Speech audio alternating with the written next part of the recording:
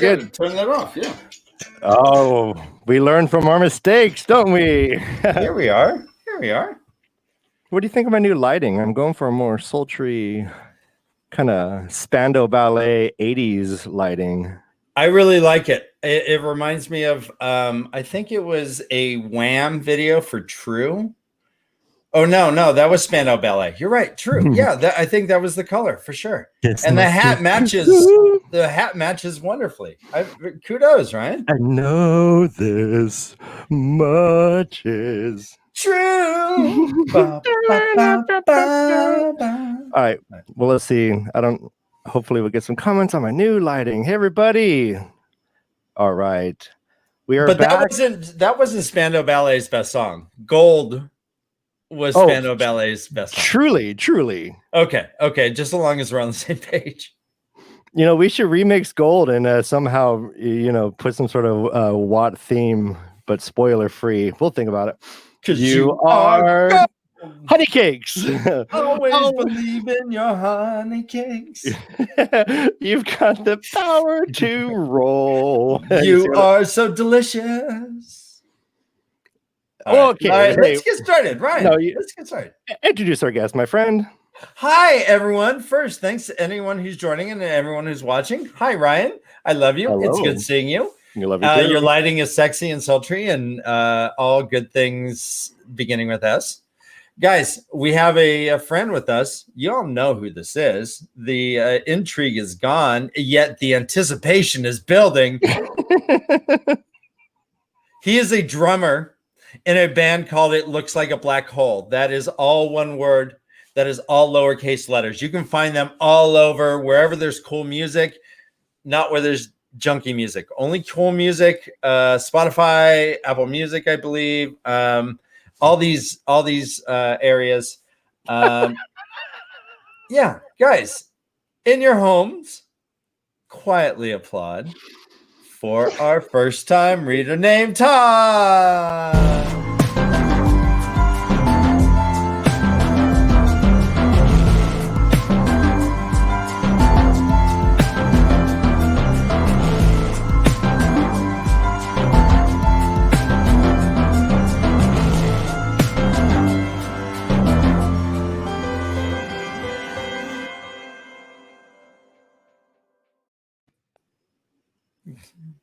Yes. Gentlemen. Welcome, you reading dog, you. I'm glad we're all here because I wanted to say hi to someone who's watching. Someone named Megan is watching us right now. It's a friend of one of our persons on chat. It's our new friend, Megan. Megan, are you going to be our friend? I'm going to sing a song for Megan. Ready? Please. Oh my God. Do you need it?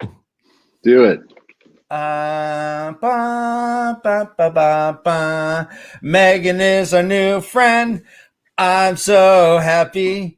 Aren't you, Ryan? And aren't you, Todd? Megan is our new friend.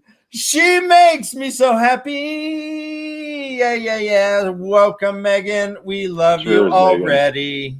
Megan. She's not 5. No, she's not 5. She's 6, boy. She's 6. I need more than one hand. Yeah, can't count them on these fingers. There you go, Megan. Your kindness is only surpassed by your cuteness. I'm sure. Have fun. Awesome. All right. So I thought you were talking about my wife, Megan, that was joining us. I was like, wait, what? Does she want a song too? Because that song's going to be a little bit harder. A little bit more punk rock, a little bit more like Thrasher. I can do it. Okay.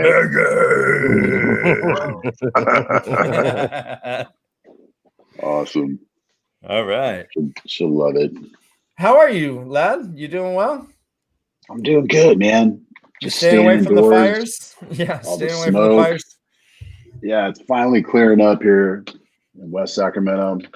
It's actually a breathable day. Yeah, finally. It's funny. The last episode we talked about the impossible sky, and then we just basically had it for an entire week. Right. The timing was great. Blood red sunsets, blood red sunrises. It was totally apocalyptic. Oh man. Well, Rand would have appreciated them. Yeah. Well, I'm glad that you guys are both safe, and I'm glad that the air quality is getting a little bit better. Nature tends to help. You know, it'll take care of itself. So hopefully you'll be breathing that Silicon Valley air pretty soon. Yeah, give me that 5G air. Yeah. Ah, So 5G. So fast. It's fast. It makes me air. buzz. Did I get COVID? Oh gosh. Dude, you got the Rona. All right, that's not Wait, funny. before we That's start not getting funny. into the actual episode proper, I have something I prepared. This is a segment we're going to call "Pronounce This," Todd. I'm going to give you a list of new words, places, phrases we might have experienced in these chapters, and I want you to give it your best shot. Hey, can we actually say it like, "Hey, pronounce this, Todd"? Well, look up. Hey, pronounce this. Oh. Pronounce this, Todd. Let me get our little emblem off. All right. Top line. Give it your best shot. Rogosh of Talmor. Rogosh of Talmor. Talmor. Oh, How I did like he- the second one. The second one. All right, give that a shot. Do it, baby. Shayal Ghul. It's like a death You metal know- band. You're turning into a like Nosferatu. Okay. All right, so this is a reference that Tom makes when he's talking in the inn. Who is this person? Oh, he's a hero. Mm-hmm. Yes. Well He's a done. hero in the Hunt for the Horn. Hunt for the Horn. Very good, very good. Which is many stories, I guess. Which is very interesting, I think. Pronounce this, Todd. Yeah. Pronounce this. Oh my gosh, the pressure's on. Which one? The third one? Yes. Yeah, it starts with a B, I believe. Blaze of Matushin. All right. Can you All say right. that one more time? Say it fluently, though. Go ahead. Blaze of Matushin. Nice. We got a. Blaze. Are we a gleaming To training? blaze. To blaze is to bluff. Well, yeah, obviously. All right, the next one. The Fall. Oh man, it seems so easy. The Fall. Well, keep going. Okay, we're stuck. We're that wasn't the part I thought you'd struggle with, but The okay, Fall. no of, judgment. oh yeah, the Fall of Elite Lorio. All right. I think when Todd's headcanon is full of like great pronunciation. So the fall. What do you want from me? What do you want, man? Duh. Said it. I can say the fall. And the last one. The Last Ride of Wad Al Bane. All right. Can you say that fluently? Do it. Do it as if it's your The Last next Ride of neighbor. All That Blaine. Nice. Nice. Well done. Beautiful. Yay. That's Well done. another episode of Pronounce This, Todd. Pronounce this, Todd. All right. Well done. Todd is a really I did popular it. guy.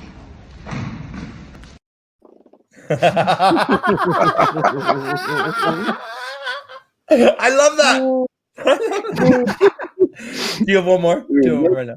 Left on Wonder Years. Do another. Wait. No. Do another. Come on. Do another one? Yeah. All right. Nice try, Todd.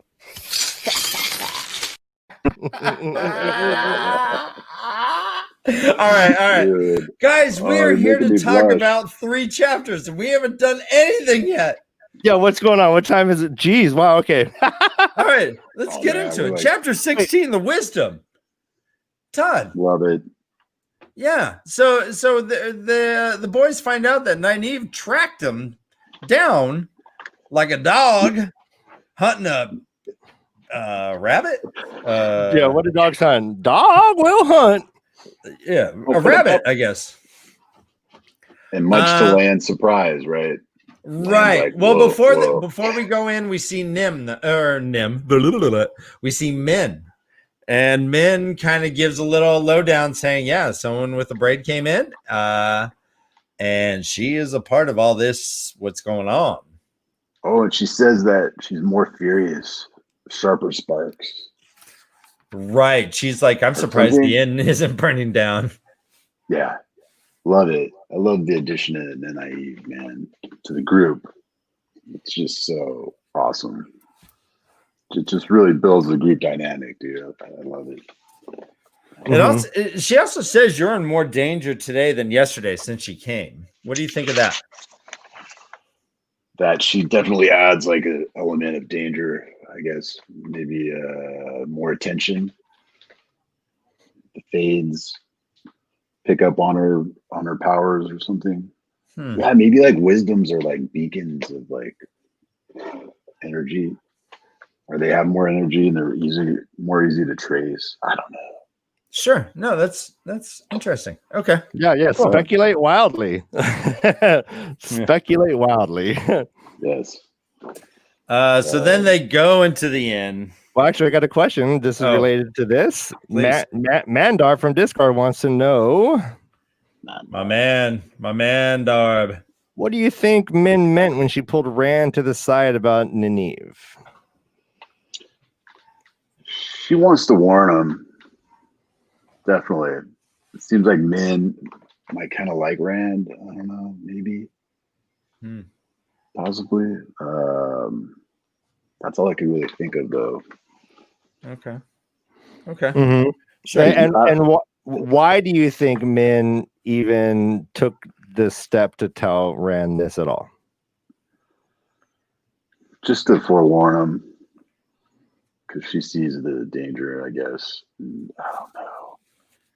Yeah, so I would like to know what she really sees with Nynaeve. Like, she doesn't really give like a breakdown of like the way she did with like all the other boys and Egwin and stuff. Right. She just pretty much mentions the sparks, and sparks are going crazy, I guess, around them. What are they doing, Dad? What are they doing? Oh God, so many sparks.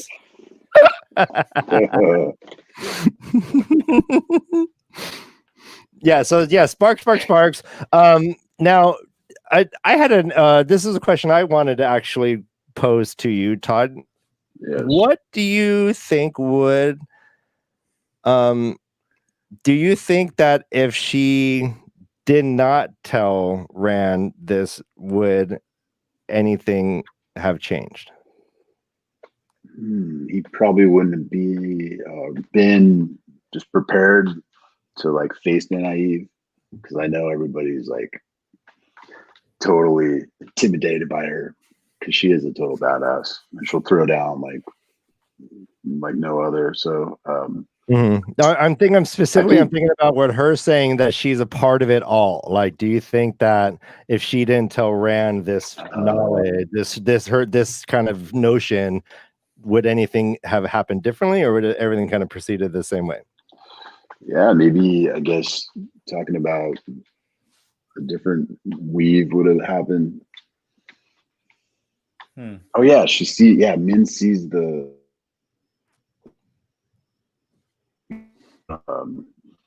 so yeah. Hello? I'm sorry, start that again. Hello? Oh, we found him. We found him. He's back. Min sees what? Start again. Min sees what? She sees the weaves, the patterns of the weaves, right? Right. She sees little So maybe if she wouldn't have told Rand about that, it would have set a different path. Okay. So like Min sees that? I don't know. I'm still wrapping my head around all this. No, indeed. Yeah. And it's esoteric and weird. It's supposed to, these aren't easy questions to kind of address, man. So they get into the inn. Maureen and Nynaeve are sitting across the table, and it says here, neither taking her eyes from the other. So it's just a staring contest. So I ask you, as an Aes Sedai, Does Maureen have a powers that she can just stare? No, I'm just kidding. Oh, yeah. All She right, can win any. Yeah. She can win like any staring battle, I think. Even against Nynaeve, huh? I would say so. So yeah. Everyone else is pretty much just sitting in the inn, kind of ignoring stuff. Tom's like, well, here we are. At least that's done, kind of thing. And Lan and Maureen start asking Nynaeve, so, Wisdom, how'd you find us? And Nynaeve kind of shows that she's quite the wilderness tracker. The tracker. She saw that they were crossing the road back and forth. She saw that they were trying to avoid things, and she was still able to hunt them, even though Lan, as a warder, was consciously trying to negate their crossing in the tracks. What do you think? I think it's awesome. I like what she says too. She gives a shout out to Tamalthor. Tamalthor, yeah. Hey. She's like, I can track as well as any man in the two rivers, except perhaps Tamalthor. Yep. Yeah. That was cool. And then Lan kind of gives her the okay. Well done, Wisdom. And she blushes, and Rand's like, oh my god.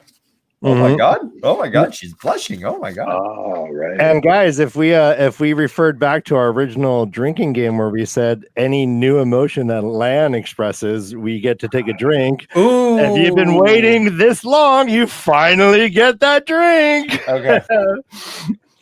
Because he was shocked. Well, and Todd, keep that drink handy, my man, because there's another part of our drinking game that gets involved. Yes.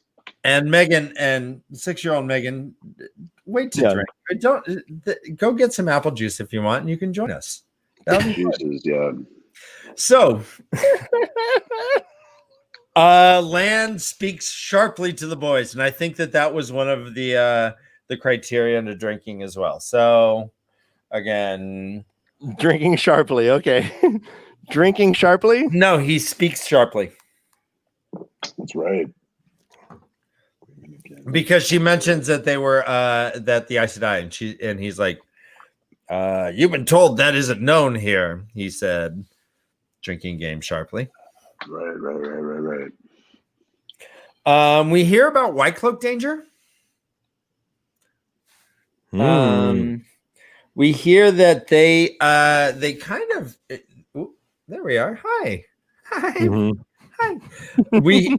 We hear that they're kind of gnarly in their pursuit for the truth as they see it, and they have questioners with a capital Q, as if it's a title, and they also quote, all they go after with their hot irons and pincers is a confession, end quote.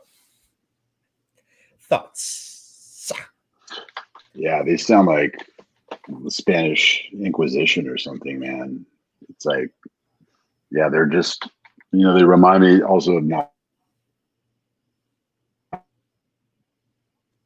They just, they march to a principle, like a simple principle, and that's very dangerous. They freak me out, actually. Right. They do seem to be singularly focused, at least on this whole light business. That's a trademark. And I like what Tom says about him too. What's that? Tom says, the White Cloaks, they'd swarm over this inn like murderous ants on a rumor. And to that end, let's look at this question. This is from Discord. Tom was the one to chastise Nynaeve for using the term Aes Sedai. This is the moment you're just talking about. This surprised Lan. Is there any significance to this being Tom who says this? And we should note that Lan says, well said, Warder. Yeah, big ups. But I'm sorry. Well said, Gleeman. Sorry. But it also says the warder had that weighing look in his eyes again. I'm surprised to find you so concerned. Now, remember, Land did show some sort of reservation or concern about what Tom was doing during Winter Night. He didn't see him around. He's like, I don't like that guy. And now when he's saying, well said, Gleeman, is he suddenly changed his opinion, or is he still, on that wave? He's kind of opening up to him, I guess. I don't know. Okay. Maybe, Okay.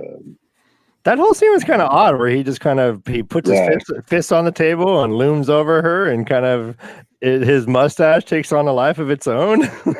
Were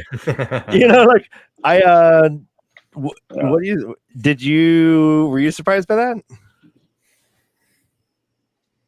Yeah, it was such a brief moment too. It was unusual for his behavior, I guess. Yeah, but then Nynaeve did her, stiffened back up and, didn't face him. Just for a second she cracked, but she said, get off, man. That was great. Right. Nynaeve, yeah. So Nynaeve mentions that her intention is just to bring the boys back to the Two Rivers. That's her whole goal. She's like, bugger you guys. I'm bringing these guys back. And it's funny. There's a line in here that when she's talking about Mistress Alice, it says, quote, she invested the name with a wagon load of scorn. Mistress Alice. I don't even know how to do that. I don't have a wagon load of scorn in my. I bet you it's juicy and dripping with just contempt, I guess. He sounds amazing. I really hope the person, whoever portrays him really is just, it has to be an amazing actor. I mean, because he's so expressive. Well, and that's actually a line by Nynaeve when she's talking about calling Moraine Mistress Alice. I was looking at chat. Sorry. That's okay. So then we hear talk of home. Everyone asks about, well, how did my parents take it, or how did Master Luhan take it? How did which is, I think, one of the more human parts of this chapter is that they are they're like, well, yeah, Matt starts it off. He's like, well, how's my dad? Is he mad? Kind of thing. And Nynaeve is kind of a witchy woman with this. She's like, she throws insults left and right in this. So Matt asks what about my dad? He's like, oh, you're afraid you'll just go and mess up. But then he was never much brighter than you, end quote, she says about Matt's dad. And then and then Rand asks about, or who is it? Yeah, she talked about Tam. Oh, Perrin, yeah. Yeah, Perrin, and she's like, maybe I should not be surprised at this harebrained idiocy from you three. And she says about Rand that foolishness must run in your family, end quote. Like, she's so mean. Yeah. Oh, she comes in as a hurricane. Yeah, man. Power. She shames everyone. Everyone. Yeah. She doesn't lay off. No, yeah, it's pretty amazing. She's got an opinion about everything. But then she goes after the village council too, back in Edmund Fields and Two Rivers. Mm-hmm. When she says something that's so hilarious. Well, how Tam wanted to come. Oh yeah, Tam. Yeah, she's like arguing with the village council, and Tam wanted to come, but they couldn't decide like who would go rescue them. And then she was like, "I'll read this quote. It's awesome." Please do. The light saved me from men who think with the hair on their chest, though I don't know as there are any other kind. Nice. Nice. She just lays it down. Yeah. Man. Yeah. Yeah. She's just everything she's spitting is just scored. You guys suck. You suck. You suck. You suck. Man. You suck. You suck. You suck. Yeah. Have we seen her be positive towards anything yet? Not quite yet, I don't think. Yeah, I don't think so. Actually, we do see it. There's like a little warmth that comes out in Naive, I think. Right at the end of the chapter. Oh yeah, yeah. In the end of the chapter, I believe so. When she like kind of cups Rand's face. Yes. Oh my goodness, yeah. But, all right. Yeah. Oh, go ahead.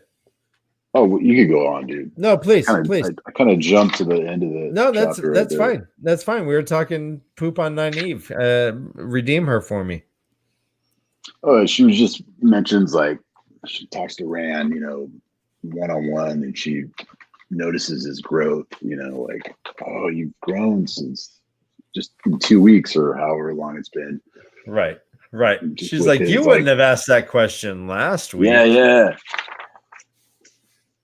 That was cool. That was actually her softer side, I felt as well. That's like the warmest she could get. She's like, yeah, you wouldn't have said that just a week ago.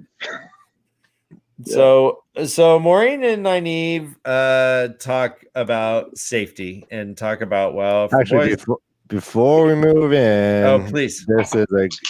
This is a point I wanted to ask. I had this question myself, but then someone in Discord brought it up. So let me pop this in.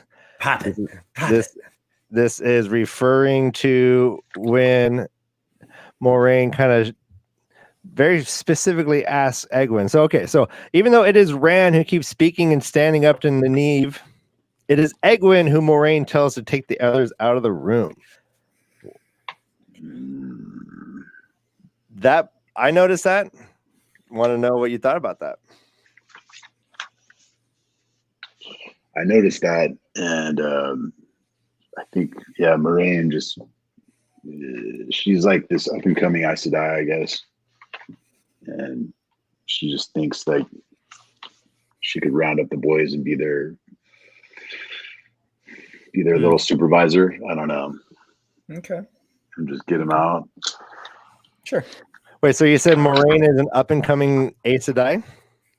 All right. I mean, Egwene is like this up and coming Aes Sedai. Okay. Egwene, yeah, okay. And that's why she tells.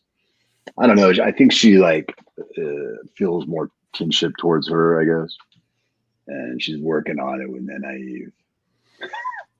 Yeah. Okay. Well, and I guess to your question point, Ryan, Egwene was Nynaeve's apprentice in the Two Rivers, and this was only about a week ago. And yet we have Maureen saying, Egwene, can you take everyone out? And she's instantly acquiescing and kind of and later when they're dancing, when Maureen leaves, Egwene leaves with her, and Nynaeve decides to stay for another go before she left, just to make a point. But you see that there has been a kind of a shift a little bit. Right. So they're kind of like, they're throwing shade at each other. Like, oh, she's my, apprentice now. So they're playing a game. Like, okay, yep. Awesome. Yeah. Cool. Interesting. All right. Interesting. So Nynaeve and Maureen go and have a little alone girl time. Lan keeps watch and makes sure that no one can even listen in.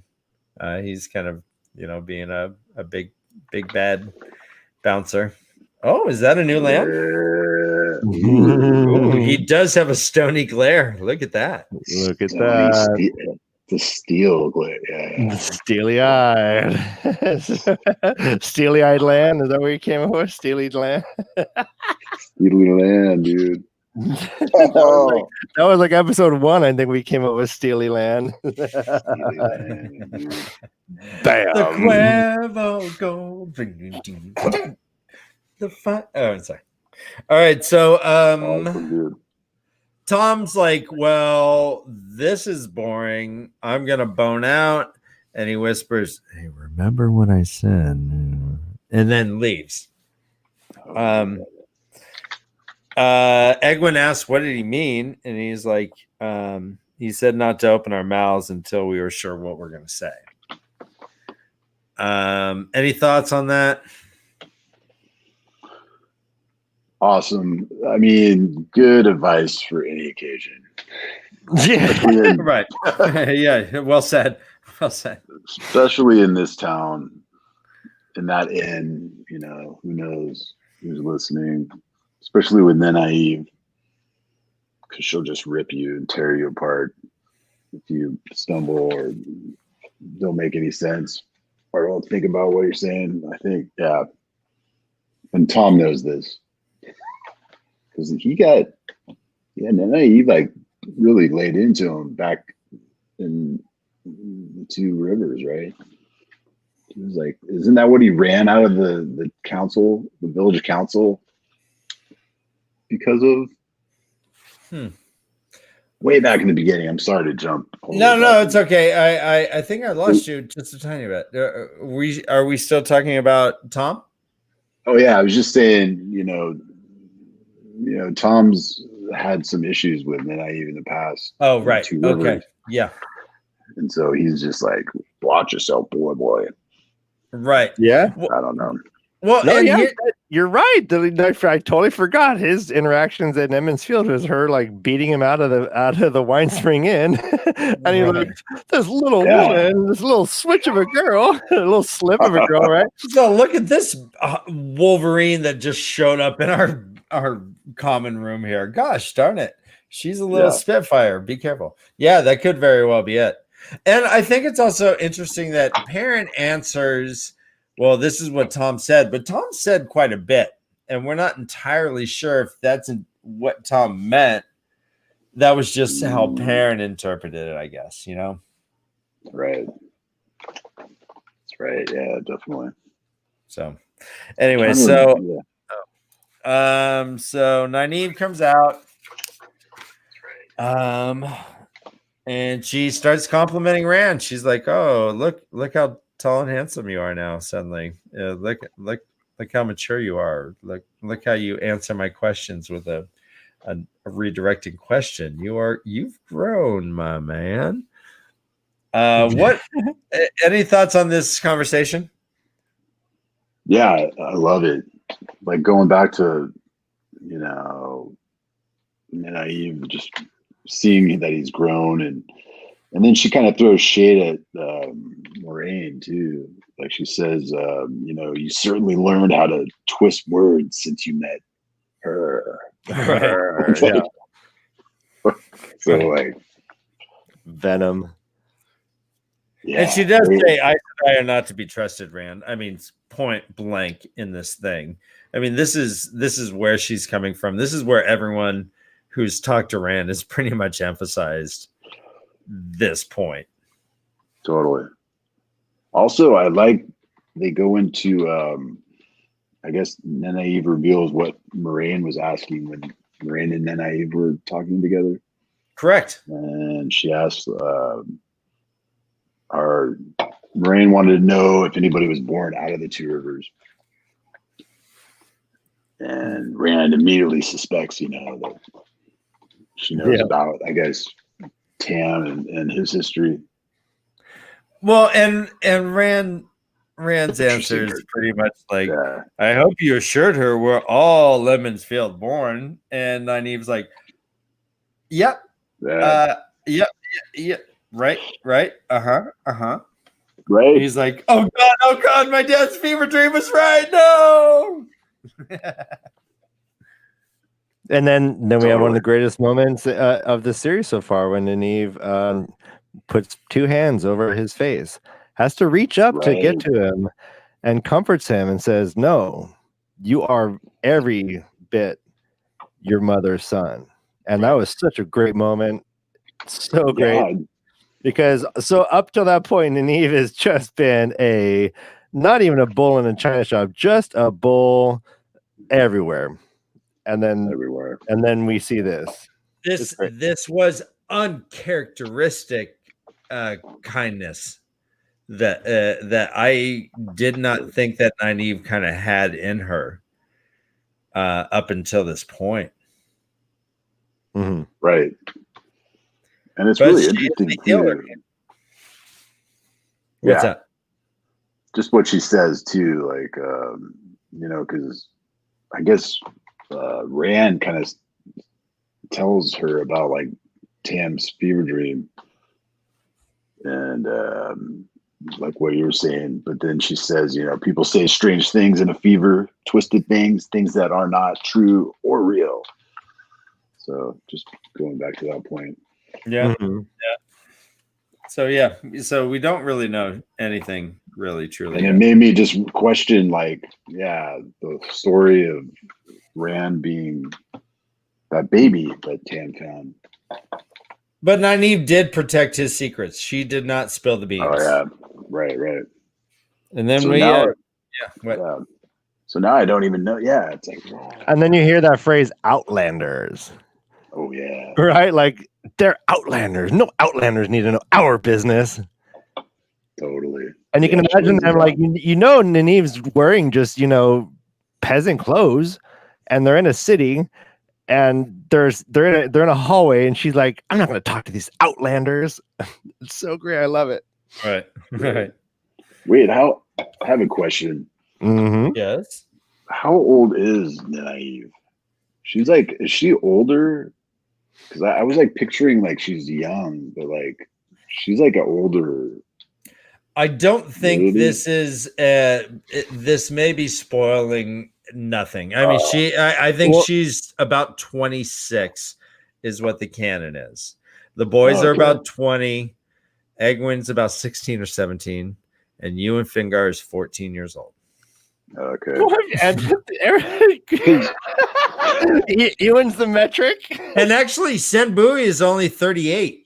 How many? Yeah, I know. How many Ewans is Senbui? He's 4.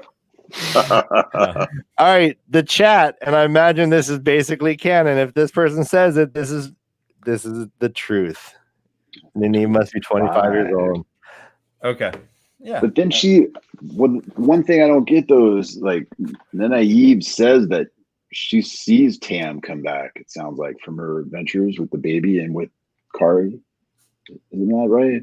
She like sees him because she goes into like saying, like what Ryan was saying, that love was all, you. Well, she was probably 6, 7, or 8 as this child was growing up. That's what I thought. Yeah. Right. That's kind of what I thought as well. That's what maybe I was like, wait, how old is Nynaeve? Oh, got it. Okay. So is there anything else you want to talk about chapter 16 wise before we get into this okay, so one question is, what do we think about how Nynaeve found them so quickly? Do you think it was good one. Do we think this is her story is sufficient? Oh yeah, I didn't. So this is the Miss Gneist. Genius, the genius. The Genest. Can you ask Todd if he really believes she was that good at tracking that she was able to follow them that quickly? Or is there something else there at play? Good question. The plot thickens. Yeah, I mean, she said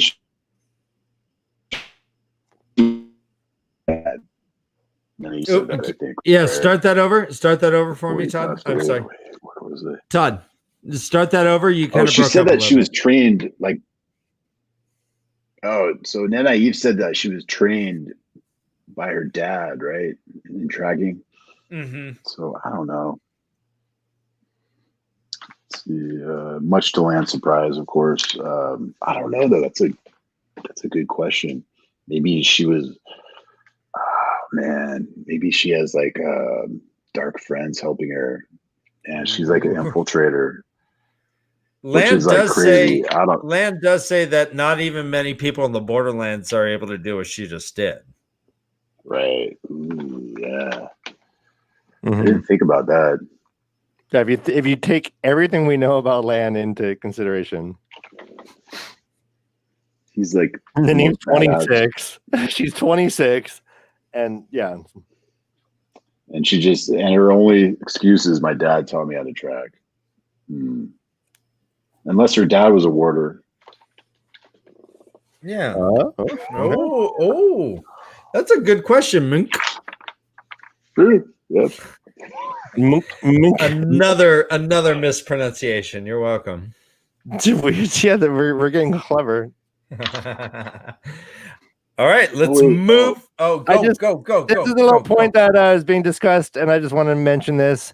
Yes, 5 and 6 is clearly an age for remembering things, and I thought it was interesting also that Rand only remembers his mother's smiling face, even though she passed away when he was 5. I would imagine he'd have more memories than that being 5. But I love to think that Nynaeve actually kind of babysat Rand as a little kid while Tam went on like a couple dates with some good wives and it didn't work out. But I can imagine her like 10 or 11, 12, like watching a 4 or 5, 6-year-old Rand and with the Switch. Cuddling with cuddling. What? Cuddling No, and sitting and reading stories to him and Yep. No way, it could happen. Yes. Yeah, in the Thatchler pad. Stories to him. Yes, exactly. And she got to watch the like VHS, hey, watch any movie you want. We're gonna get pizza. We'll be back before midnight. Bye. We're getting Little Caesars. Yeah. I babysat a whole bunch, man. It was cool. All right. Anyways, I bet you, man. Tam, it was like listen to my record collection. That's the bomb. yeah. Rand, Tam's got like a serious record collection. I bet. Tam's like, hey, listen to the ones down here. Don't touch these ones up here. Yeah. Okay. Do you see this one under this chest underneath the bed? We're not going into that. Yeah, don't go in the chest. And the wood-bound book. Not going into the wood-bound book. No wood-bound books. Yeah. I tell people who come in, hey, there's skeletons if you want to find them. Just don't go digging through my closets, would you? All right. Was that all right? All right. Was that too much? All right. Anyways, chapter 17. It's called Watchers and Hunters. And it starts with Tom doing what he does best, which is telling some sweet stories. This is a story that Rand had heard before. But we can confirm that the last story that we heard was the Great Hunt of the Horn, because he is retelling it. And no one cares that it's a rerun. They love him. They love him. They're not even serving food. They're not doing, like, no one is doing anything. No one's eating. No one's working. No, they're just all entranced by Tom standing on a table, telling a story. Yep. Rand sees his boys. Yep. Rand sees his boys, and then there's the hunt for the horn. So there was the bargain of Rogosh Eagle Eye, the fall of Aleth L'Oreal, Guide Alkane's sword. You know what? Anyway. Yeah, nice pronunciations. Yeah, so he goes through all kinds of stories, and we assume that these are all different hunters of the horn doing whatever.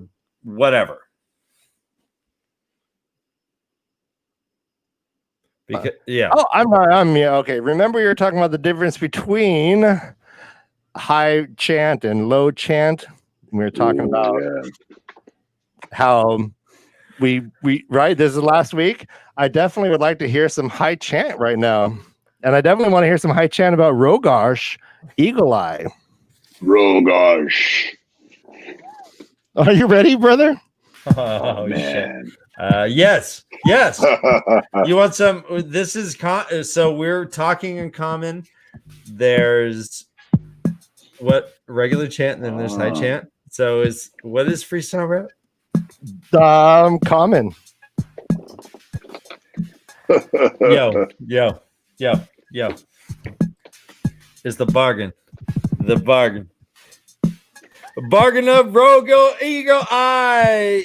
He wants you to die, but he's really quite the guy. I think he's pretty fly. It's the fault of Aerith L'Oreal. It's someone who I went Sal. Oh god. Hold on, L'Oreal. Raise the hands up, everybody. No, Garsh. Why are you being so harsh? Come on here. We're gonna go farsh. Oh, nice. We're looking for the hunter, the hunters of the horn. Got a cane sword. You know what I'm saying? This is what I'm saying. This is. Oh gosh, I suck. I'm not doing well. Hey. Okay, so let's settle. Void in the flame, Dan. Void in the flame. Void in the flame. You're right. Void in the flame. Just think of rhymes.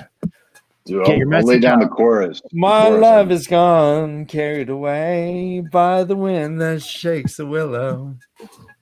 What? Oh no, is that coming out?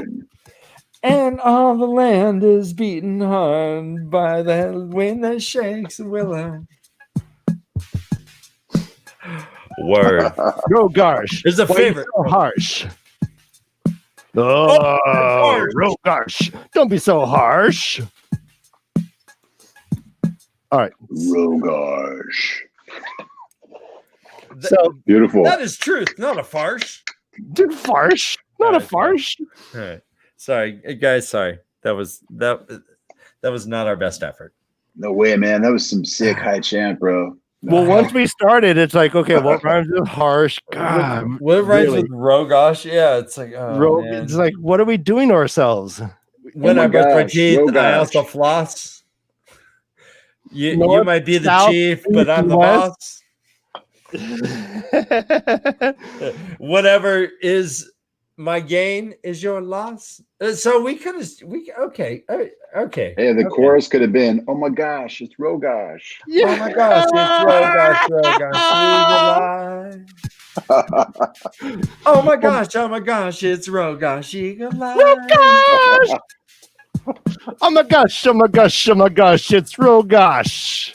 Rogosh. My name is Rogosh. I do like to floss. I think that you are a chief and I'm the boss. You want to go for a pass? I'll do a toss. We got it. I'm want getting it. a little drunk. I'm kind of sloshed. Oh my gosh. Oh my gosh. Oh my gosh, it's Rogosh. All right, Oh my gosh, Rogosh. Oh my gosh. Spitting. Spitting high chant, bro. Spitting that high chant. Okay. All right. Ryan, are you high chant right now? I'm yes. Okay. All right. So when they start doing the freestyle rap, you know what Rand and Perrin want to do? They want to dance, guys. Oh yeah. They want to kick their heels up. Dun, dun, dun, dun, dun, dun, dun. Rand gets a little flirty. I don't know how to wink, but bink is bink.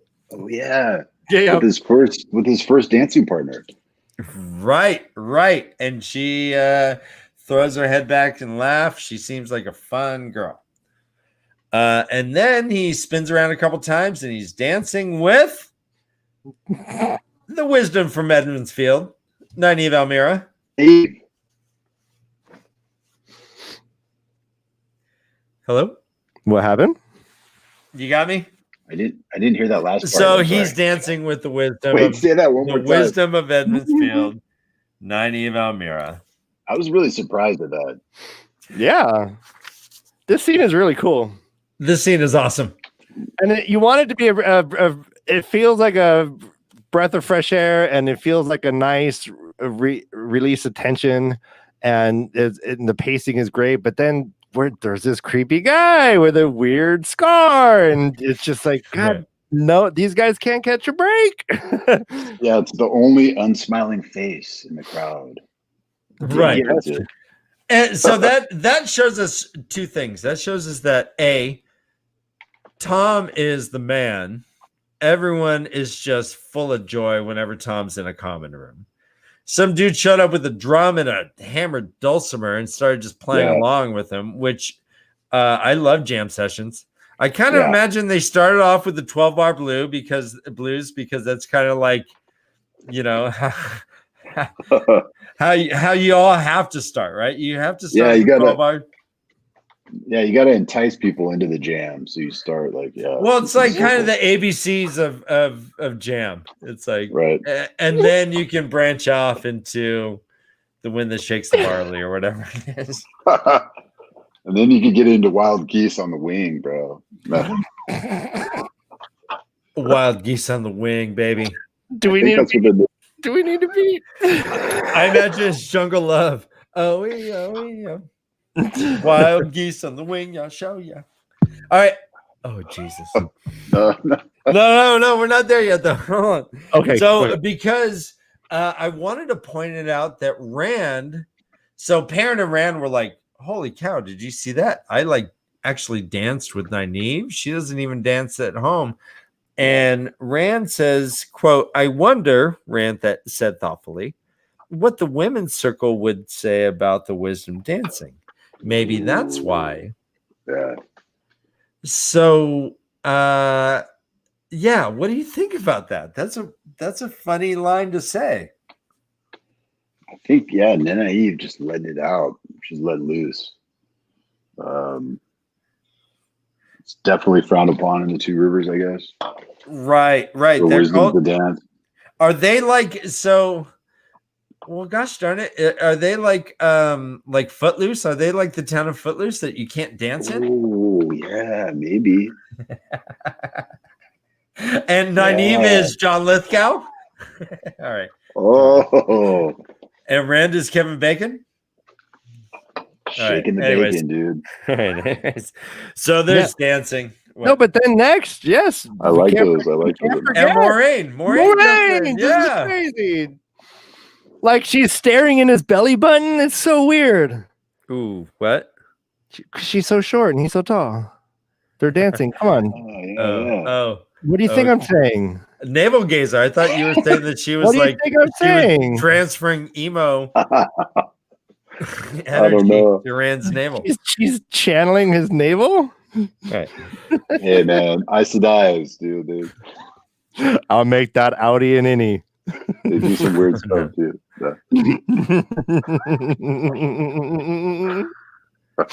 Just picture, okay, so he's super tall, right? And she's like right there. She's got to be like belly high. I mean, I don't even know how that works. She's about here. Yeah, they're all okay. She's about here. Yeah, like you know, respect. Right. So when they all dance like this, right? That's all they do in this. They dance, they bounce. I think they twirl. Twirl, and then they toss the female to a man. I think that's what they do. They're actually throwing women about 6 feet in the air, and a guy is supposed to catch her. And it's a very physical dance. It's a line dance. It's like tossing the cover. Anyways. Yep. I'm picturing it. I mean, it does help that all of our characters are just slim and healthy, and as they are always. And that's why innkeepers never dance, because they're just too heavy to get tossed around. Yeah, they don't like to Master Fitch. Yeah, Master Fitch isn't there. All right, so everyone notices the scar guy. Well, he's not hiding, so he's not hiding at all. Like, he's staring at them all. I mean, he's giving them the stink eye to like all of them. They all notice. It's not just Rand that's getting the stink eye. Mm-hmm. They all notice, and Lan says, "Oh yeah, that's a spy for the White Cloaks. Don't worry about it, White Cloaks." And Rand and Matt are like, "Oh crap! Those White Cloaks! Crap! We're leaving tonight, right? Or in the first thing in the morning? Okay. Oh crap! So they're feeling like the cops are looking for him, kind of. It feels like."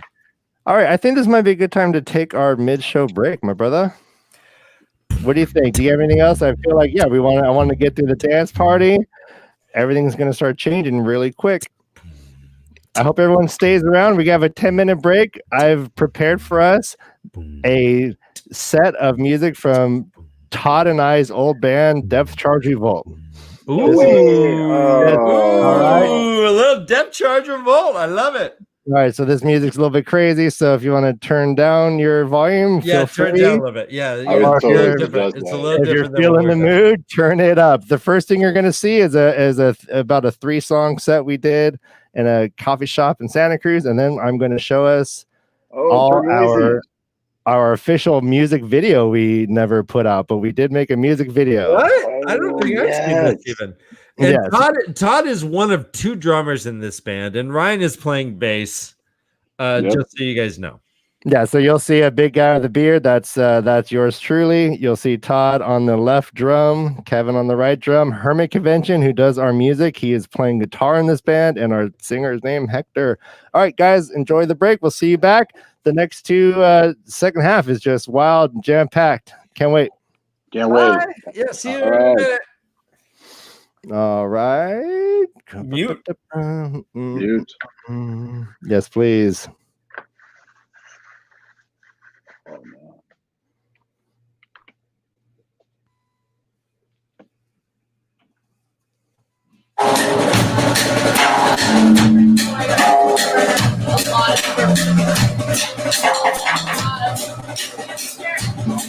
Oh,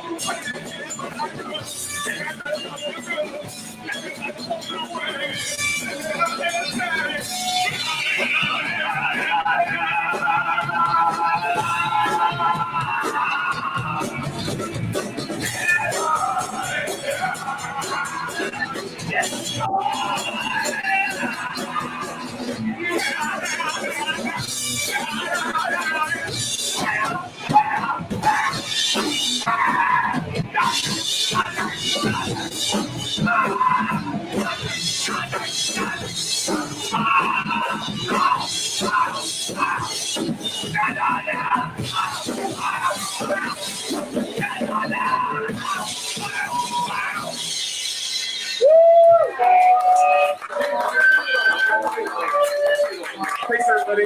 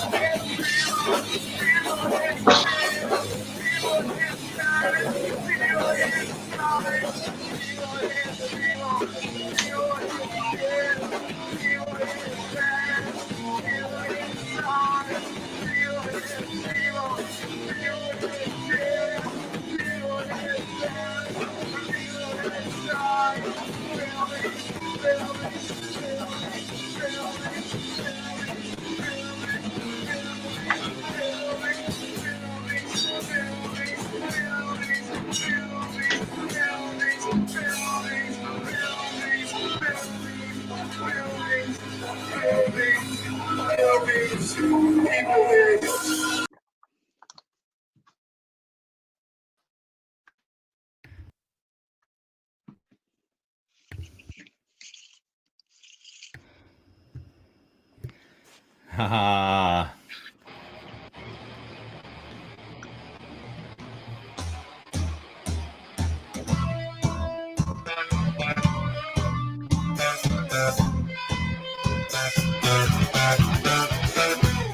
It is pulsing like a mantra, like a how dare you!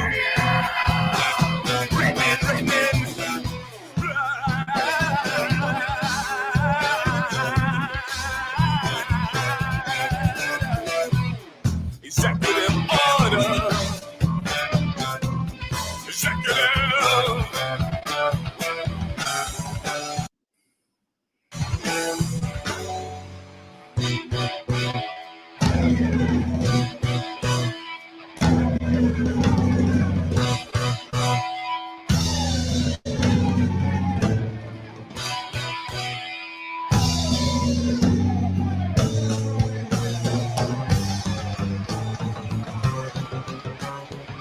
And it's pounding with 2 million feet, a million men. Raging in Iraq and Compton. And it's laughing, it's one man. Laughing from a crime of suffering.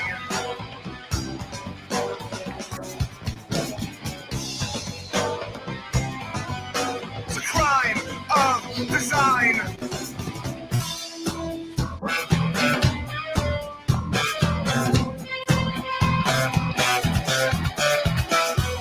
It is pulsing like a mantra. Like a how dare you. Again.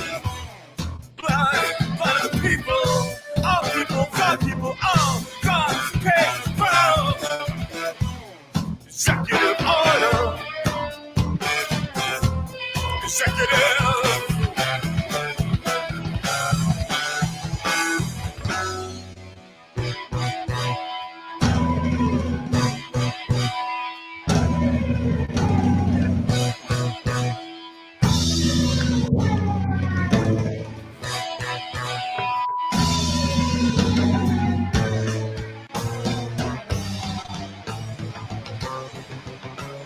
Its wings like wind. Like a fan.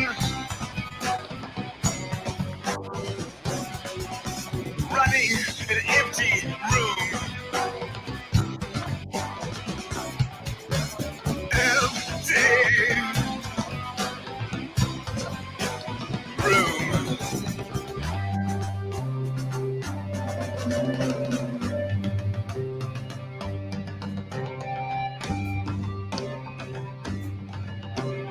Oh, it sounds so good.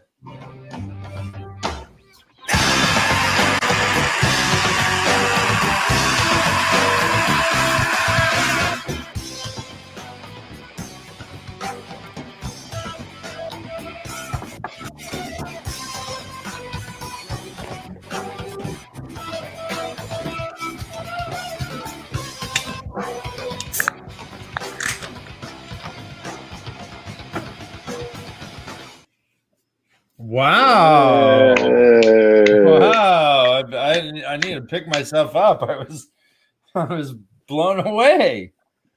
Nice video. I haven't seen that in ages. Oh, So does that take you guys back to like recording that stuff a bit? oh Like, yeah. you know, Yeah. how long did it take? What, the album? That song, let's say.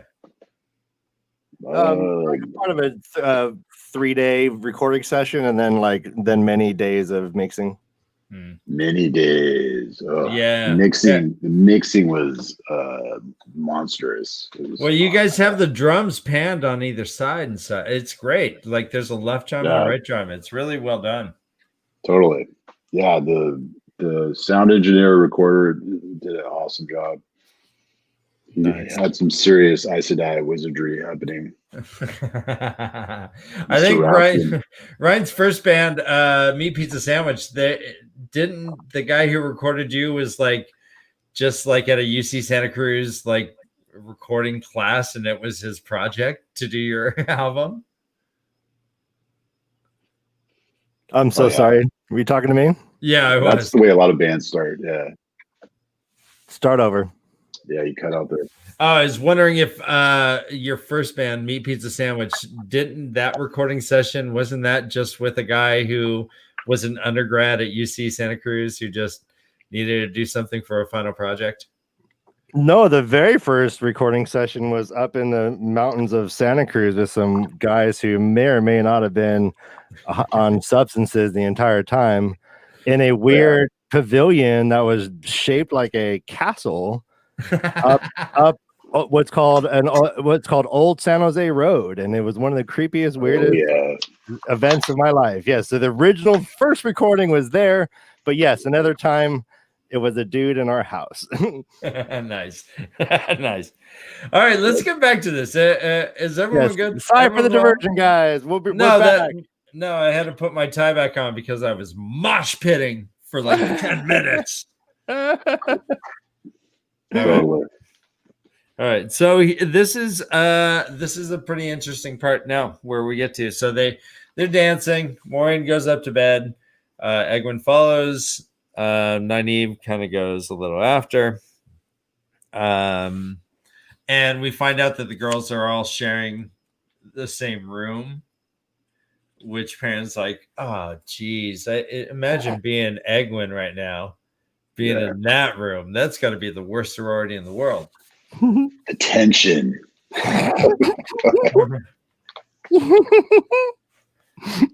So Rand's like, I mean, I'm glad this tradition has gone on for years, throughout the wheel cycle, because Rand's like, oh, it's time for bed. I'm gonna go get some milk.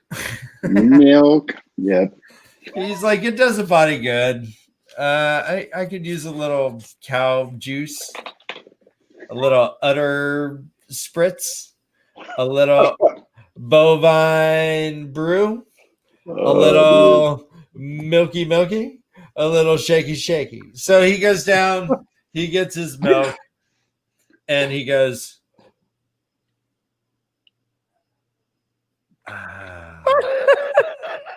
and he wipes his milk mustache. Megan, that's for you. Drink your milk. Good for milk you. does the body good, man. Or Megan, your almond milk, whatever your family does. Right. But stay Almond away milk. from bat milk. Bat milk, apparently, yeah. Pick your mammals well, people. Yeah, we can't just milk anything, all right? Just milk very specific animals. Listen to your mom. Go on. If I had a cup of pasta milk, would you try it? Maybe. No. Okay. Badger milk? All right. Anyways. Tangent. All right. So Rand gets his milk. Drink. Does a body good. Yum. Wipe the milk. Washes his glass, I'm sure, because he knows manners. And is walking up, and a shape in dull black started toward him down the length of the hall. Yes. It is a Mildral. Fade. Talk to me, Todd. I prefer the term fade. Yeah, I like eyeless. I like the eyeless. Oh yeah. I love how it's explained how he looks. A man's face, but pasty white, like slug under a rock and eyeless. Isn't that gross? It's so grody. So grody, dude. So grody. Oh, a slug under a rock. That skin, it's all oozy and bleh, and he has no eyes. Gross. Right, so Megan? Gross. So gross, right? Grody. So grody. Oh. All right. So the Fade talks to him. The Fade is like, asks where the others are. He said, "You're one of them, boy. Boy. What is it? Boy. Boy. You're one of them. You're one of them, boy.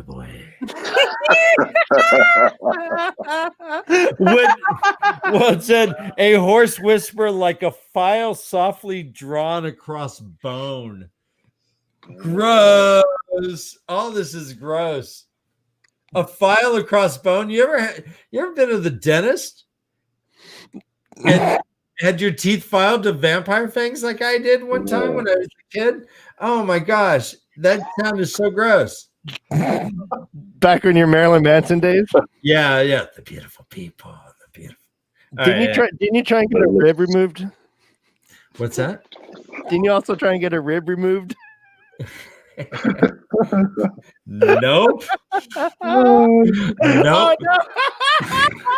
Nope. I am nimble and flexible. No. Megan, don't listen. Hey, I didn't say a word. Gosh darn it. I just said, watch, I can eat my foot. Oh. Do that. with Dude. ribs. So the mirror draw is creepy. The mirror draw is like, you're one of them, boy. He is like, where are the others? I know that. Hey, let me know where they're at, and I'll let you live. Rand is creeped out. He keeps backing up until he hits the wall and is like, oh no, my feet won't go anymore. This fade is like it actually says the mirror draw slithered nearer. Tell me, so talk more about this mirror draw for me, Todd. So he definitely, Rand's being paralyzed by the fear, which is what a fade does, right? It paralyzes you in its gaze. I think that's one of its powers. So that's what he's doing to Rand, and it's so freaky. It's just like, yeah. And Rand's like feeling it. I think he's like, I can't like move, like, or something, or he can't get away, and he can't think of to like grab his sword or something like that. Right. He just freezes. Yeah. Why do you think the mirror draw's there? And how did they find him? Yeah, I was thinking about that. I'm thinking it's like someone. It's either the Scarface dude or some other informant that's there at the inn or in Baileron. I don't know. Okay. My guess goes on Scarface. Okay, Scarface. Okay. Scarface. Suddenly there's footsteps ahead above. Yeah. Boots. The fade whips out a blade as black as night.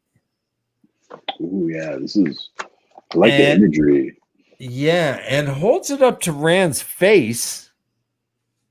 It says midnight steel flashed at his head and stopped. You belong to the great Lord of the Dark. The breathy grating of the voice sounded like fingernails scratched across the slate. You are his. And then it says further, the shadows at the end of the hall reached out and embraced it, and it was gone. Right. Tell me. How do you think? One, how do you think? And then we can also talk about how we think the television show is going to handle this. Oh, it's going to be awesome. I love the imagery. They talk about how the sword actually sucks the light from. What is it? It makes the hall light dim, kind of. Correct. And like that's going to be so awesome. Like the imagery of that is amazing. And then because you have the book right there, can you read what it says when he exits? Something about the shadow meets him, or that's just what I just said. It said the shadows at the end of the hall reached out and embraced it, and it was gone. Yeah, so great. I got a question. Earlier we hear Maureen talk about how safe the kids are if they stay with her, and we hear about Land's ability to perceive Trollocs a quarter mile away. So specifically, she says, if no fade can harm them if he is as close as me as they are now. And then she says Land can pick up a Trolloc a quarter mile away. For some reason, so were you surprised that they were able to be basically surprise attacked? I was taken aback. It's like, wait a minute. Lane was wrong tonight. Before he went upstairs, I think, right? We lost you for a second. But yeah, I was taken aback. Oh, I'm sorry. Oh, yeah. Before they went upstairs, before Land went upstairs, he said something's wrong tonight. So he was sensing something. Oh, good. You're right. Yeah. Good point. But I was taken aback that a mind draw was able to get in there. So it means then I wondered if, do you think him stopping had anything to do with what Maureen was saying, that she's protecting them? Oh, I didn't think about that. Yeah, because the blade goes right to his head and then stops. Ah, aha. Just Awesome. wondering out loud. Aha. Interesting. It makes me Yeah. rub my chin in ponderous motions. Oh no, I mean the moral of the story is, badass. guys, this whole milk thing, get over it, all right? You don't need that milk. That's the moral of this whole story. Milk does kill. Up until the That's what point Lan would say that. Not your mom, not your milk. Lan would be like, boy, why did you get the milk? Boy. Boy, you had to get the milk. I told you no milk, sternly. All right, so here's another interesting thing: is I'm that just trying to picture, boy. yo, boy, yeah, boy. Don't drink the milk. Don't ever drink the milk. So what's another thing that's kind of interesting is where Lan is like, it says here, Lan nodded absently. He seemed to be listening to something else. Yes, it's going, fading. No time to pursue it now. We're leaving now, sheepherder. That was crazy. What's that? Yeah, he senses that it's just fading. I guess that's where, yeah. So I wonder, yeah, Oh my God. like Hashtag milk kills. yeah. Hashtag milk kills. Nice. I love it. MK, that's exactly what we're talking MK about. stands for milk kills. Milk kills. Hashtag MK, milk kills genius. All right, let's move on. So we got a lot to go. They're like, all right, hey, it's time to go. We need to go. The fade knows where we're at. The dark one knows where we're at. It's time to bolt. Moraine gives a little warning to Master Fitch, saying, hey, just tell everyone that we left, that you don't want any trouble. And he's like, sure, trouble's my middle name, baby. Hey, bring him on. Bring him. I'll give him a short shift. That's what I'll do. I'll give him a short shift. God dang it. Totally. What is a shift? Because there's another, because it also says that much he would give no ships. Shrifts. Much was, yeah, he's like zero shrifts given by Much, because Much gives him the glare as they're leaving. Yep. All right. Got a question. Please. This is my own question. When Tom asks to continue on with the party, were you surprised that it was Lan that answered? And what do you think of that? Oh, wait, what was that part? So Tom is like, well, I guess can I ride with you? I don't want to be caught. Oh. They all know. And he's like, you can ride with us for as far as this and this. Fuck you, guy. And then like, all right, corner. You got to put a corner on the swear jar. I humbly apologize, Megan. Megan, we are all puppets. We promised a 6-year-old we would not say F words. My goodness. It's all right. It's all right. Go ahead. But yeah, so Lan was like, hey, you can come. What do you think of that? Oh, I remember that part. And he puts his sword back in the sheath. He's like, well, you could go to Shia Ghul or come with us. Right. Yeah. And Tom's like, well, you guys kind of stained my reputation by me coming in with you. I probably don't want to hang out here without you. Right. Do you think that Lan came up with that decision on his own?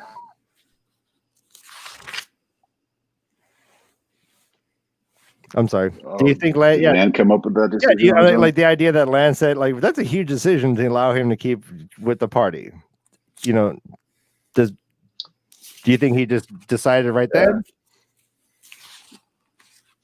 Yeah, probably. And then Moraine probably gave him some like telepathic thing saying, okay, that's fine. Bloop, bloop, bloop, bloop. Yes, confirm.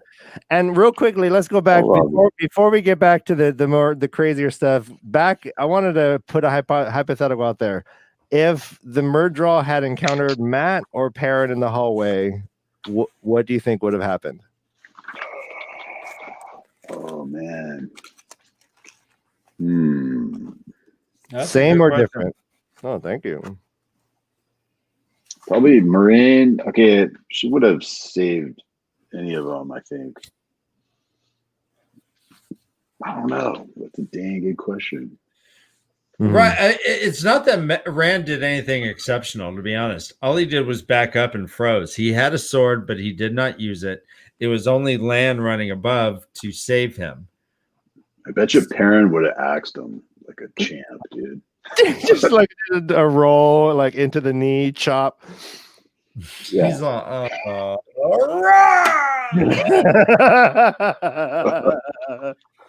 right. So let's move on. Let's move on. We still got some things to go.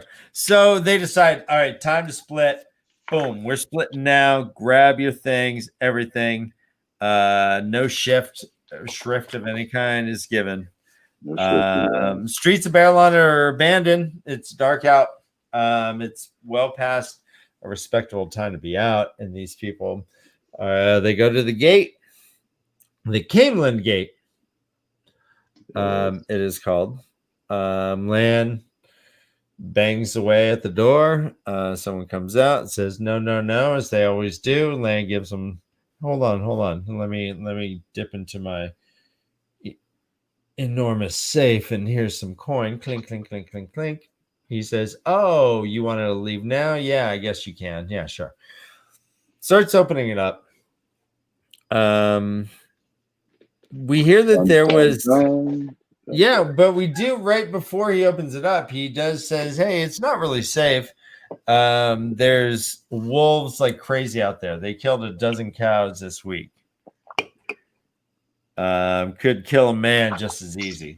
So the wolves are going crazy, apparently. Do you think that like the wolves are any part of this thing that is chasing the boys? Do you think that they are part of like what are your thoughts of the wolves? I think the wolves aren't wolves and dogs. They're subjects to being minions or something like that. Or they're subject to being minions. I can't remember. Really does.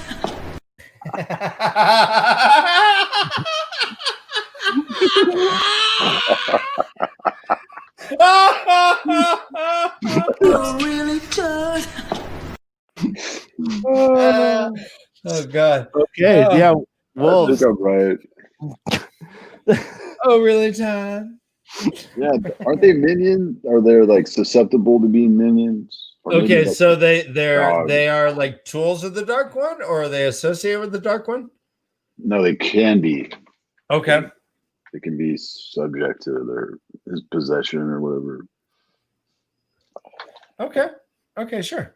I can't remember if it was just dogs or I don't know. I can't remember. Shoot. I'll look back at my notes. Actually, this is a good question. If not saying that this is what's happening, but if Todd has a wrong historical impression, are we allowed to correct that? I believe we are. No. Why not?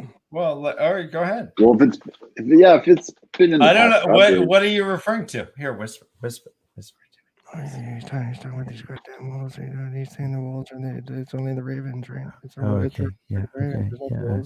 you just Okay. Yeah, I mean, yeah, if you want to, go ahead.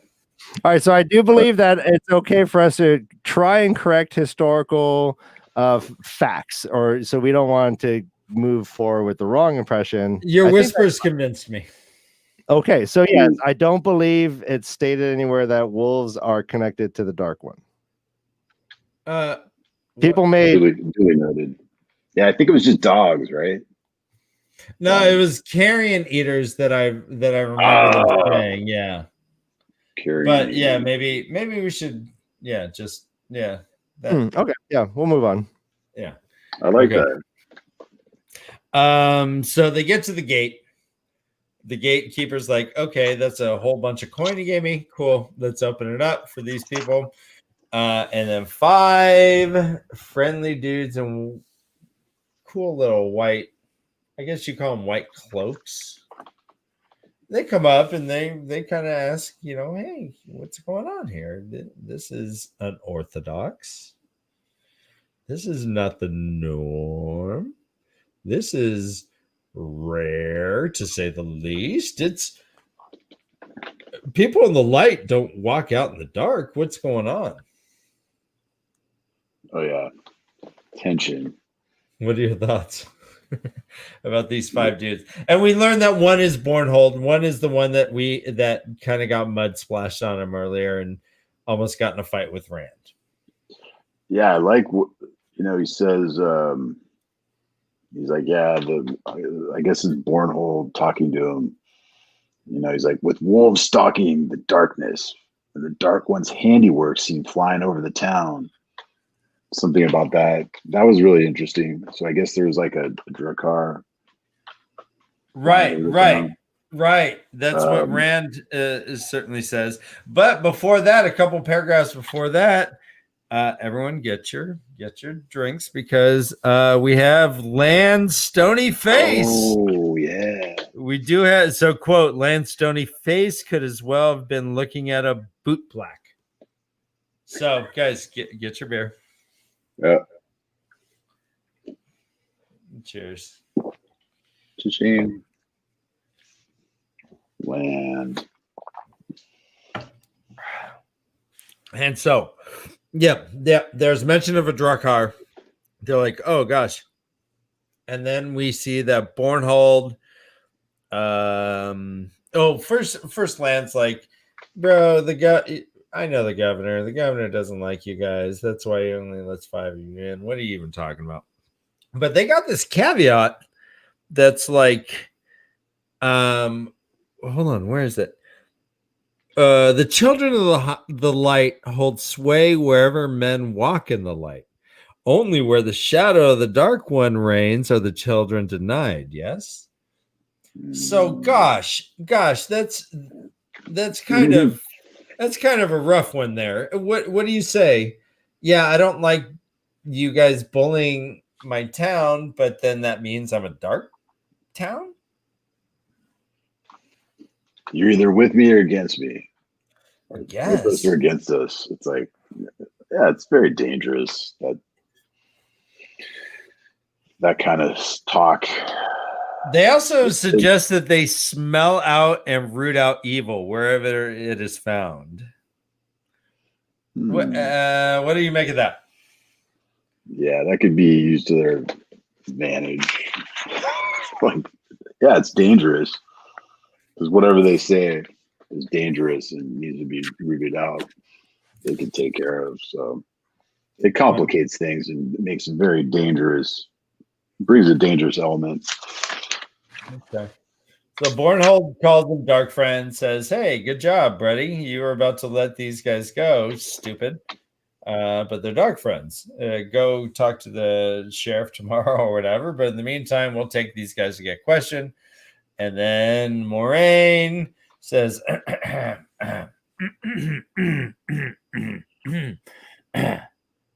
you will take me to your camp, White Cloak?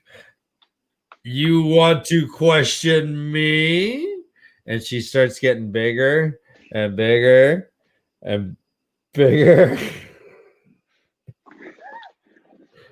Am I making the point? She starts growing. The White Cloaks attack her. Bornhold especially comes out in the first, like throws his sword at her, like yeah, and she just does like a ninja bunk, blocks it with her staff. Not only does he fly back, they all fly back. All 5 of them fly back onto their back. He gets up and his sword is like bent in half. It's like wonked out. Yeah. How is it bent then? And hold on. Hold on. In half. Okay, thank you. How am I eyebrows? Always perfect. Thank you. Oh, God. All right, so she wonks out their entire, like, his sword. They all fly back in some like ferocious like Super Saiyan pow, like monster anime move. And then she starts saying, you dare want to question me, a magic person? And she starts showing her magic. She starts getting bigger and bigger and bigger. Land's like, now's the time, boys. Let's go. They all start going. They all start running out the gate.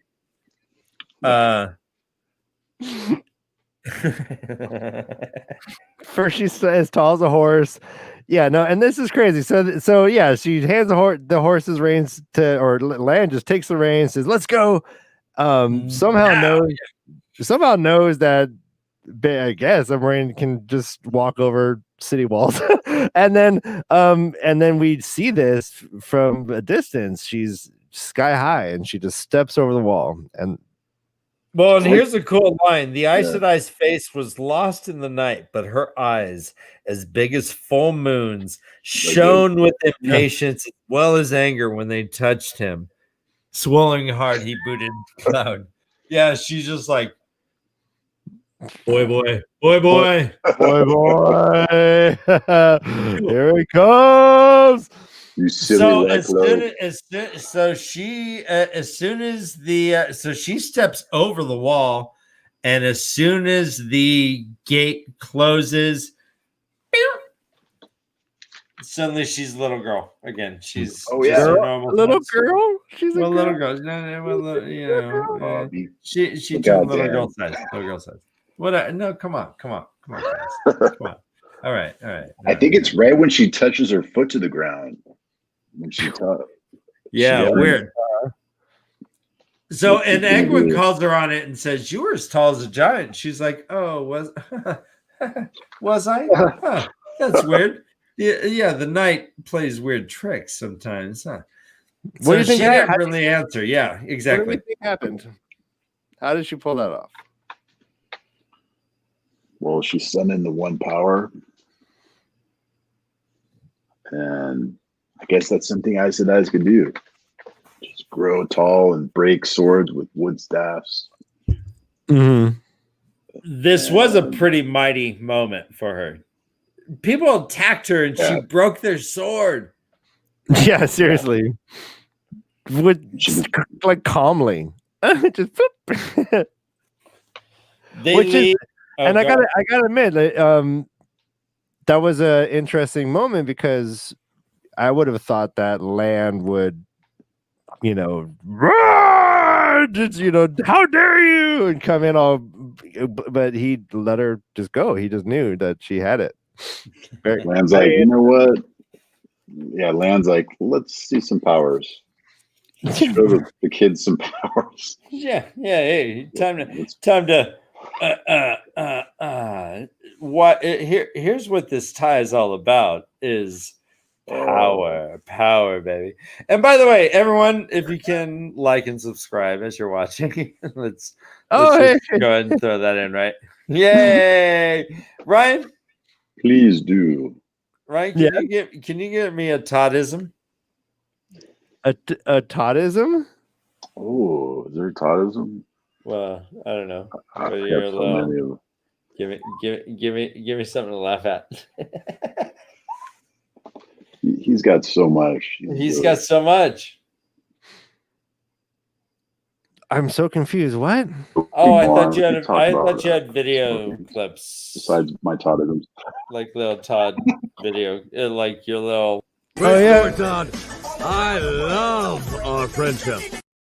Okay, just don't worry. They're coming. I don't take requests for that. Come on. I should be able to say, "Drop me a Todd." Nope. No, I should be able to. No, but we're gonna have another meeting. Yeah, please. Another meeting. No more doings. More meetings. Hold on. Do you see how tight my lips are? It's not the Todd. It's got to be the Todd. It's not the Todd. It's got to be the Todd. It's got to be the Todd. Gotta I'm be. sure the chat's with me. Whoever's talking, we need more Todd clips, right? Come on. There's some great. There's What? Dude, we got to get on. all right. Dude, we got chapter 18.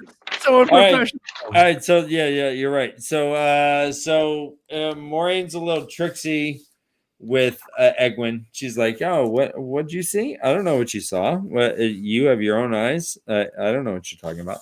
And then about an hour out, Matt turns around and says, "Oh, look!"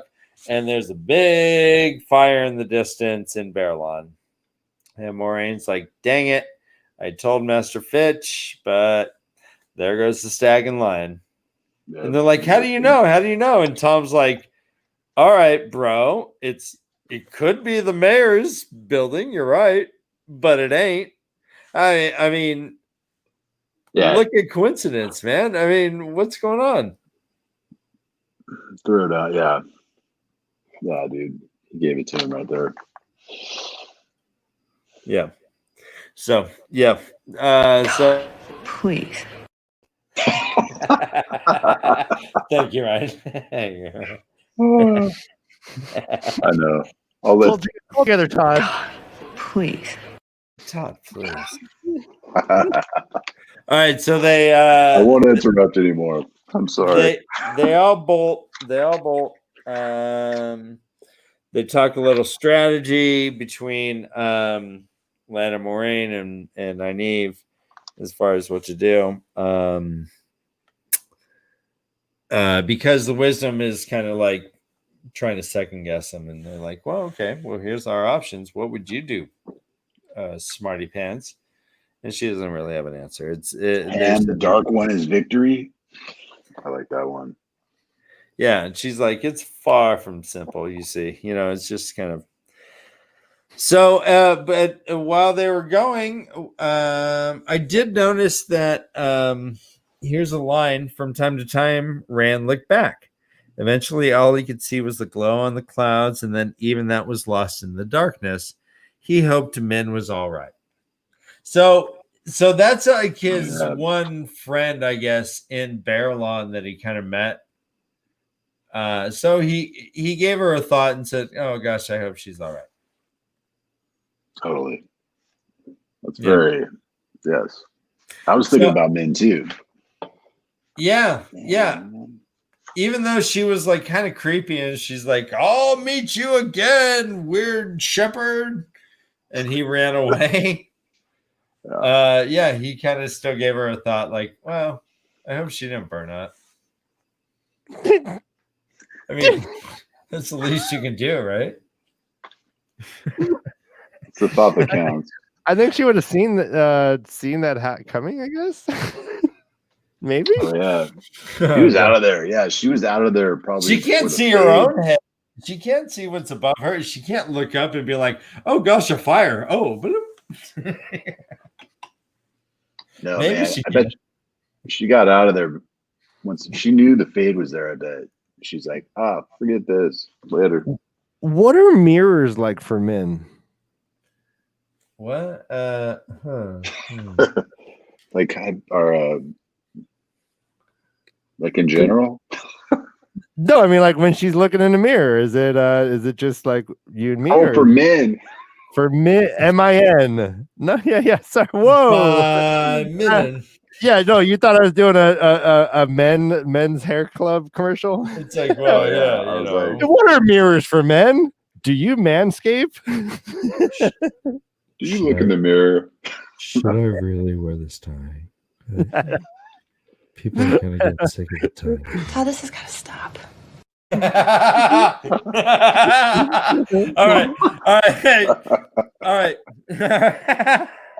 right. So Matt wonders what Dab did with that badger.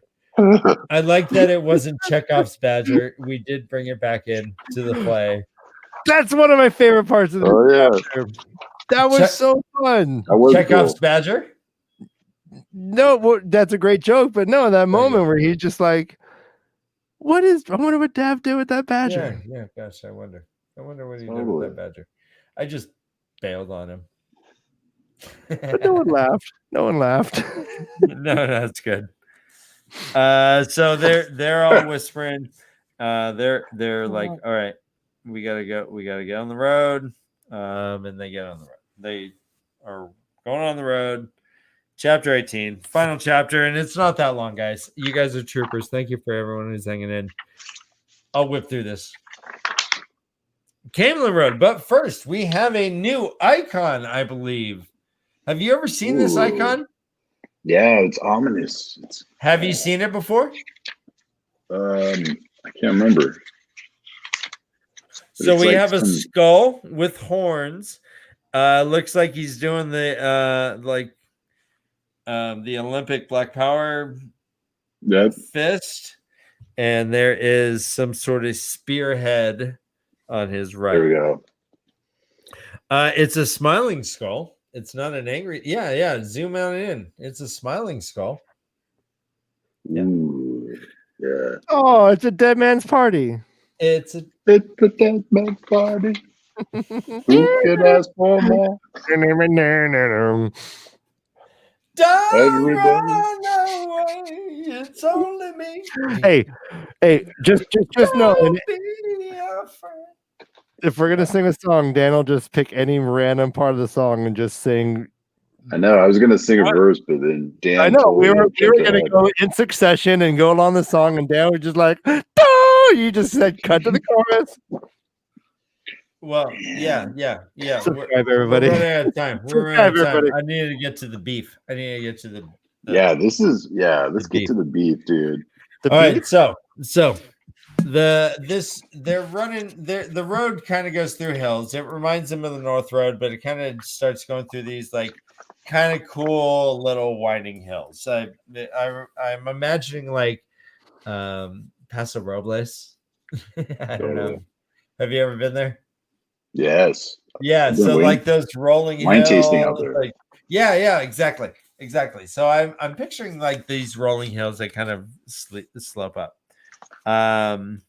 Oh, and we have another drinking thing because when they ask about tea, someone complains about tea. We have quote, "No tea," Lan said sharply to Egwin. So there we go. Can't light no fires. There we go. And this is Can't light no fires. Those Trollocs will find you. Mm-hmm. Yep. Sharply, sharply. They're kind of arguing in the camp. Because just in general, they're just tensions are high a little bit. Super And then high. suddenly they hear a horn from the west, and they're like, "Oh snap!" Rand's like, he felt a chill, and he's like, "That's got to be like no further than like 10 miles."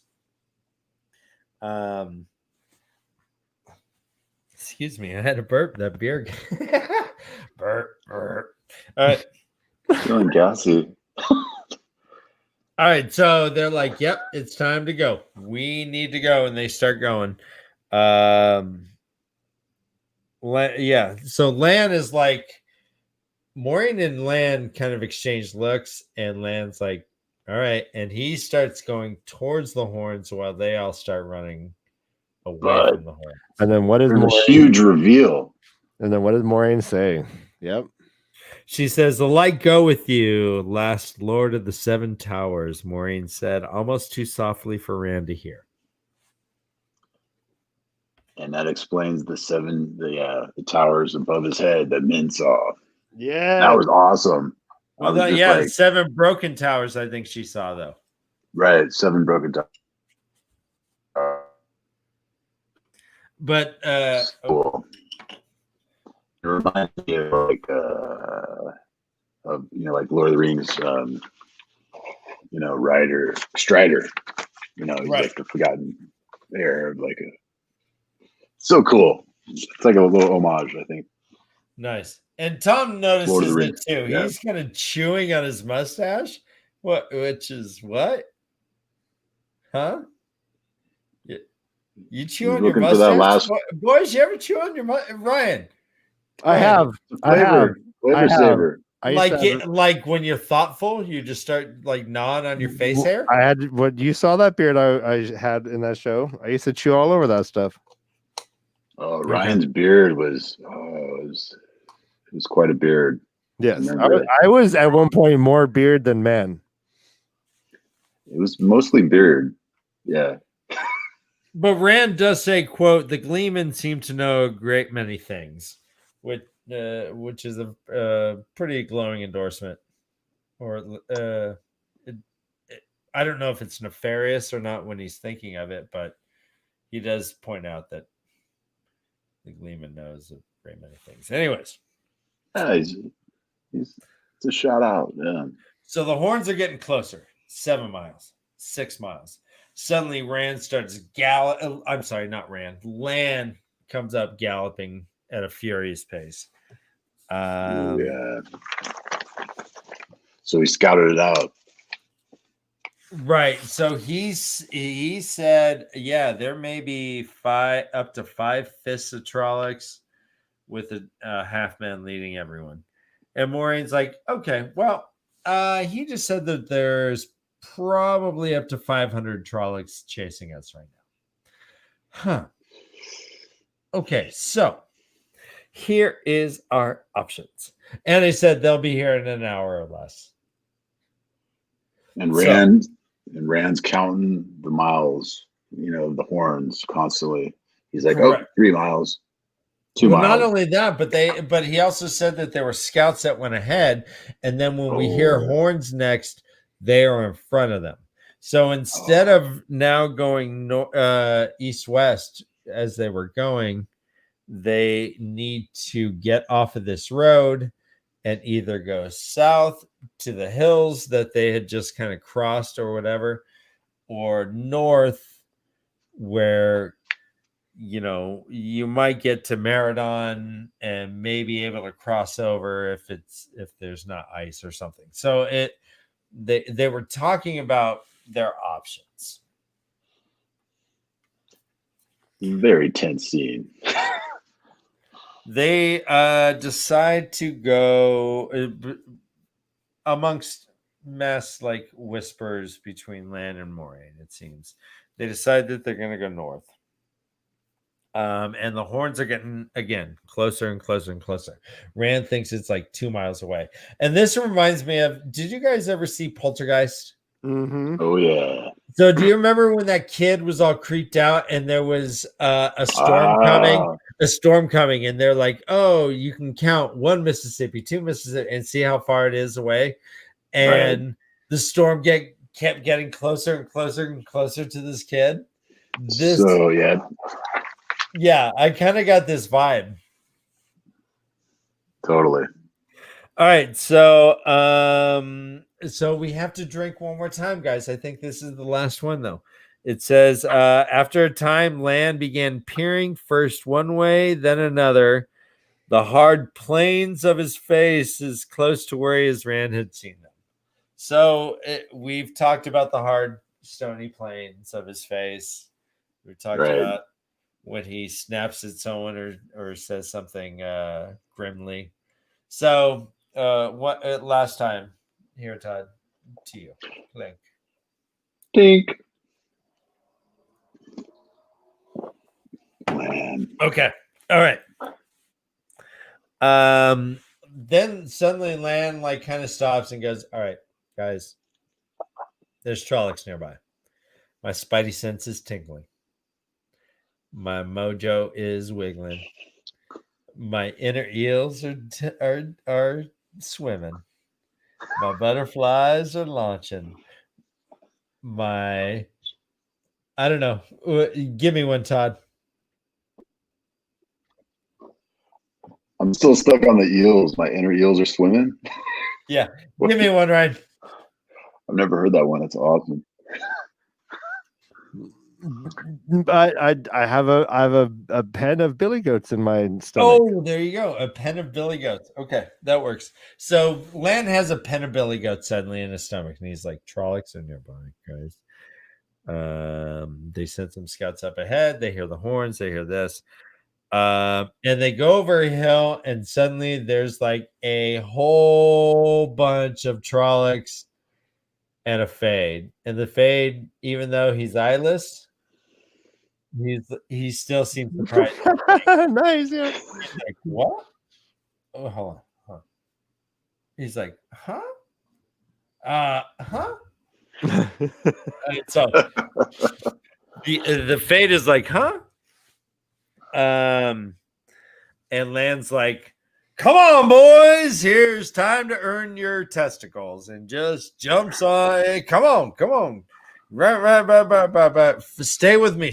He goes right for the Fade. The other boys are just trying to plow through. Rand gets like a hook attached to him. He's chopping dudes. They're yelling, Metatherin! And Matt actually yells something else. Can you read what? Try. Yeah, give it a try here, Todd. Carre and Caldazar. Keep going. Isn't that? Oh, he just repeats that, right? Nope. Carre al Caldazar. Shoot. It says Can you see Correa, that? Caldazar, Correa, Alessandro. Oh, that's right. Shoot, sorry. That's all right. So, yeah, he throws some old tongue out in whatever. He's saying stuff that he doesn't even really understand what he was saying. And we learned later that Egwene thought maybe she could interpret it, but couldn't. But Oh yeah, she remembered it, but then forgot it. She was like, "Wait." Right, the something old like blood that. sings, as Maureen says. But we'll get to that real fast. Yeah, we got to talk about this sword fight, man, with Yep. Bran and the Mydrall, man. It's heavy. Horse Yes. fight, sword fight. That's right. It says Water Blade met black steel from the forges of Thekandar with a clang like a great bell. And it says the air flashed and peeled. There was lightning being created by this fight, it seems. Can't wait to see this. Oh man. The imagery, yeah, it's going to be epic. Epic proportions, dude. So we have that the Trollocs they're all over the place. Rand is killing some, but is starting to get and Moiraine, by the way, Moiraine is crazy here. She is a Trolloc death machine. Yeah, she's torching them.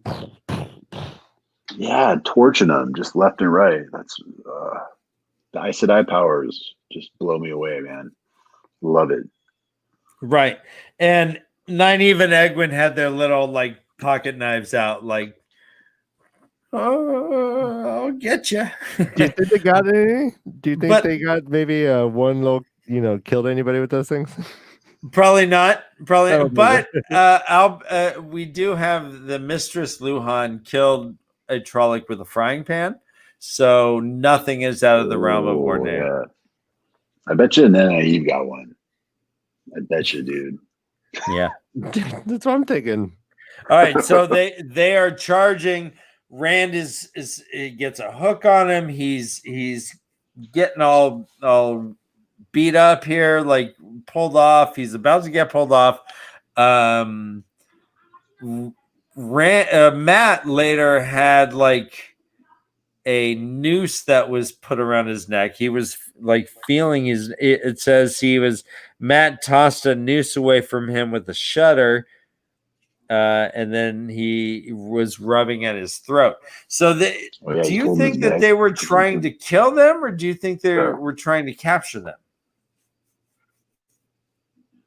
Yeah, it sounds like they're trying to capture him because they got those. Yeah, they're like staffs with nooses or like loops on them. So, right. Okay. Seems like it. Yeah, I don't know. Okay. So we learned that once the Myrddraal dies, all the Trollocs that follow them pretty much die too. I love the scene too. Land defeats the Myrddraal, cuts off his head. And like, I think it's Rand. He like looks at the Myrddraal on his horse, and he's just headless. It's just like still like waving his sword around. He's like, yep. And then we have Tom saying, you know, it will stay alive until sundown. I've heard. Yeah, it won't die until nightfall. He's Not like, completely. Nightfall. Right. So Land's like, we still gotta go. I killed one, but there's a whole bunch coming. There's a whole bunch coming. And Moraine's like, all right, you know what, baby? I got this for a minute. She whips out her little angry owl. She puts her staff, boom, plants it in the ground with her angry owl, and suddenly there's just like earth waves. So just like did I that wasn't bad, right? They're rolling them up in them, like launching them, but also folding them into the earth and rolling them around into this in these waves. It's really hard to imagine like this kind of ripple, like It does say lapping towards the Trollocs like ripples on a pond. Ripples that grew as they ran, toppling old bushes, flinging dead leaves into the air, growing, becoming waves of earth, rolling towards the Trollocs. And then trees were just going like huge trees. Trees in the hollow lash like switches in the hands of small boys. Yes. Boys. And Nynaeve was impressed. Well, and here's awesome. Although get it, switch. All right, go on. All the Trollocs got like kind of wiped out, but all the Myrddraal were completely unaffected. And it said that their horses ran in unison. Horses never missing a step, every hoof in unison. That's creepy. Freaky. That's super freaky. Oh yeah, gross, man. I mean, just these horses, just phantom horses, almost. You know. Yeah. Then Maureen makes. So I played Dungeons and Dragons a bit, and this is a classic Wall of Flame. Yep. She makes Wall of Flame. The Myrddraal can't pass. And they're like, okay, we need to go. Oh, and I was wrong. There is one more drink, Todd. There's one more drink. Because it says, abruptly, Maureen wavered and would have fallen had Land not leapt from his horse to catch her. Go on, he told the others.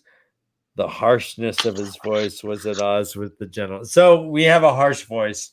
So I think that counts. I think guys at home. Agreed. Agreed, sir. Too loud. Okay, so here's a cool thing. So they start taking off, and Maureen is so tired. She just totally used a lot of power, right?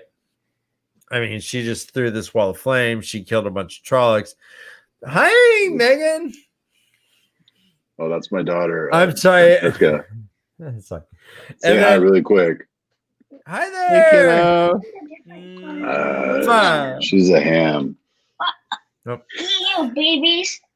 And so there's a cute little scene where Nynaeve seems to give Maureen some herbs to kind of help alleviate her weariness, per se. Did you pick up on that? Yes. Totally. Yes. So and we also hear that a little bit, or at least Nynaeve is changing her approach, trying to show her, provincial thing. Well, here, take this packet. I keep it with me and it helps me so she can teach Maureen something, show her something as well, Ooh, yeah. Yeah, one Perhaps. helping each other. All right, so we hear that Yeah. the battle is fear and heat. And it's hot in battle. Even though it's cold, he doesn't remember it being hot at all or cold at all. It's just hot. Right. But we have and Egwin talks to Rand a little bit. And asks about the things that they were shouting at the Trollocs. Ask about Matt. Matt's like, I don't know what you're talking. I don't know where it came from. Egwin's like, yeah, I almost understood it. And Moraine jumped in and translated what Matt was saying. Do you want me to read it to you? I know the first part. It says, for the honor of the Red Eagle, for the honor of the Rose of the Sun, the Rose of the Sun.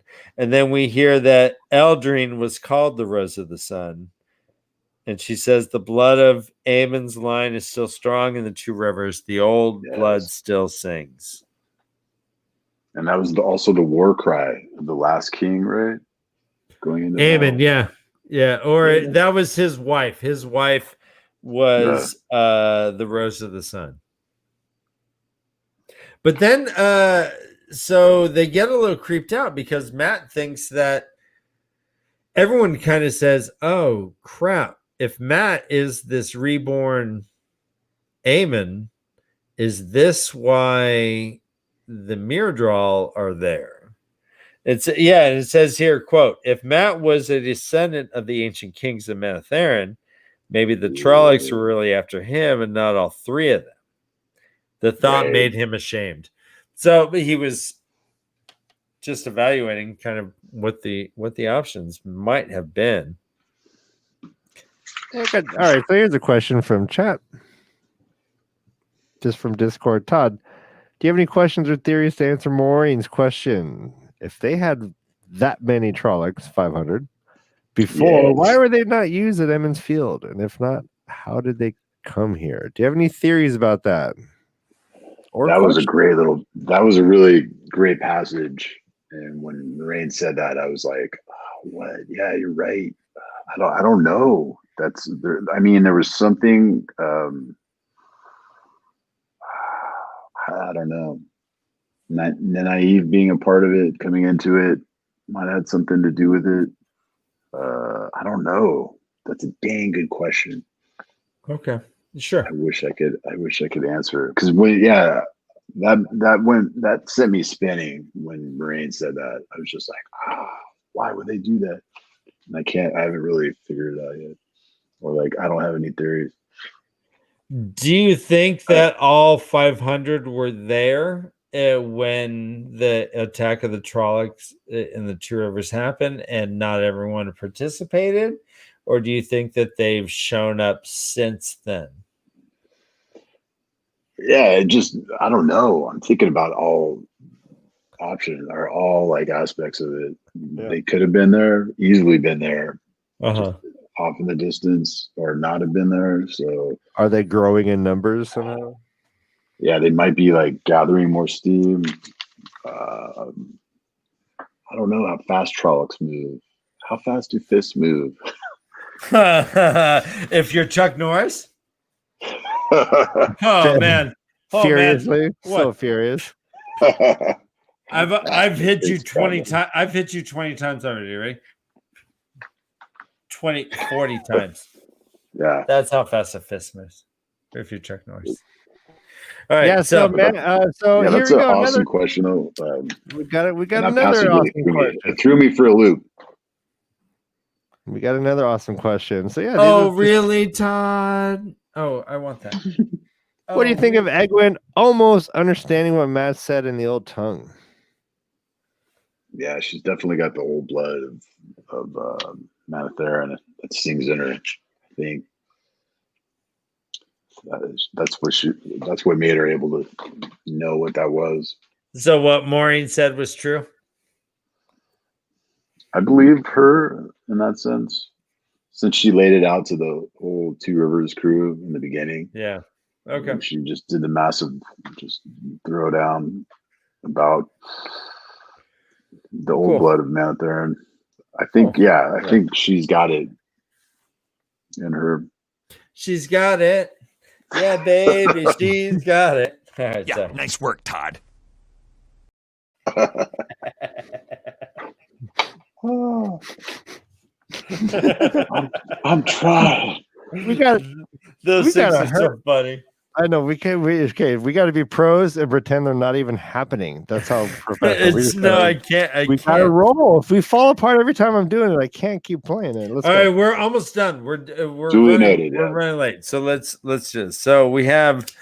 Okay. So Egwin talks to Rand. Egwin, she talks about the Matt Aaron things. She almost interprets them. They talk about Matt's fault. And then they decide, okay, we are a decision is made. There is a horn from a Trolloc just pretty close to the south. And Maureen is not strong enough to do anything else. She's kind of all spent. So they decided to go to a place that Maureen didn't really want to go, or at least seemed reluctant to agree to. But we hear that it is a place that neither Myrddraal nor Trolloc will enter that place.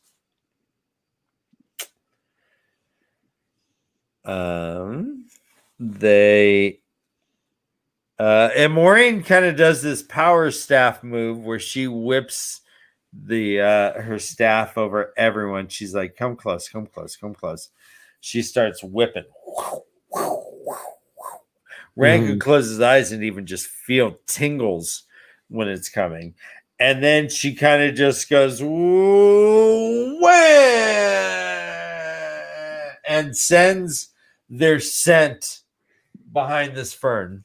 Way that way. And they're like, we're going this way, but we sent this scent that way. Well done. Thank you. That's a pretty cool power. Yeah, that's awesome. To give a false trail, I think Rand thinks. Yeah. But Maureen is super tired, and this is a recurring theme that when Maureen uses a large dose of energy, she doesn't get just like energy tired. She gets like physically tired. She's like, oh God. And in fact, like Land catches her before she falls at one point. Do you think like the one power is connected to a physical kinetic energy or whatnot? Like, does it tap into your stamina in some point? Do you think? Yeah, I think it's intertwined with whoever's wielding it or whoever it's going through. It definitely uses their energy and just drains them. Yeah. So that's really interesting. She's like a conduit basically, and it's like her body is used by it too. In my sense, yeah. So Maureen's super tired to this point, and they decided to go someplace that Maureen doesn't really want to go to. They're driving. Yeah, they're driving. I got my whip. I got my yep. Oh, whatever. They're driving. Yeah, they're driving. Hey, they're driving. They're driving. Oh, who is this, Ryan? I don't have one. Okay. I tried. Was that Bella? Bella. All right, anyways. And they're going to a place, and suddenly Rand starts seeing what seems like a city, like an enormous city in the forest. As he says, 10 times, it's a quote, it had to be 10 times as big as Bearline, 50 times as big. So it is enormous compared to Bear Lane, which they were at. Yep. We hear that it is called Eridol. It was called Eridol, and they were an ally to Manetheren. But Matt asked twice, "What's the name now? What's the name now?" And we hear it is called Shadar Logoth. Shadar Logoth. Yep. And that was like a ruined city from the days of the Trolloc Wars. Yeah, which is interesting. What do you think? Yeah. I mean, Eridol was. So this is it It is suggested that this is a place that Fades and Trollocs will not go to. And it was a place that Moraine used not as the first resort. Yep. Yeah. Just you pointing that out, I didn't even realize that, where they couldn't enter that place. Oh man. Well, Lan earlier says there's a place that Trollocs won't go, and Moraine says no, and then they start arguing. Totally. Right. I remember. Yeah, that part. Yeah. So we're assuming that that's what they were referencing. So, is there anything else that we want to talk about before for this chapter? I guess. Is there any other questions that you have, Ryan? I can't wait to find out why it's a place Mydral nor Trolloc will enter. Will not enter. Yeah. Let's talk about what's coming up. We have the next 3 chapters. So the next chapter is chapter 19. It has 2 ravens, and it's called Shadows Waiting. Ooh, there it is. And then the next chapter, chapter 20, has that scary skeleton face with the horns and the power fist. Oh, it's back. It's called Dust on the Wind.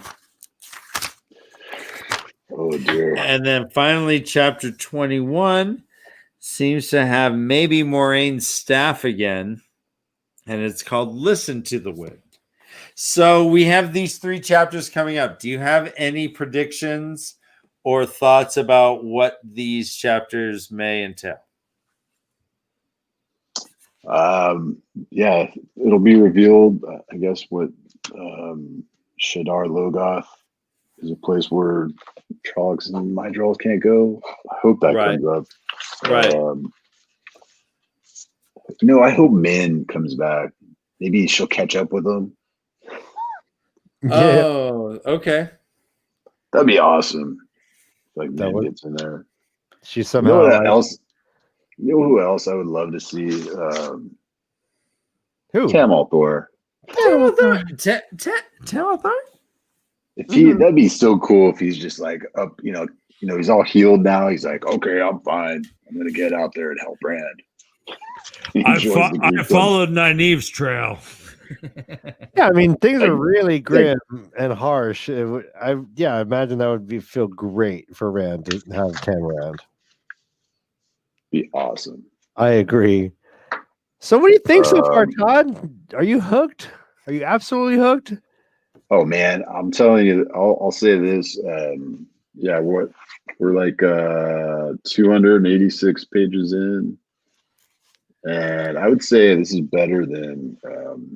I'll make a big, giant, bold claim.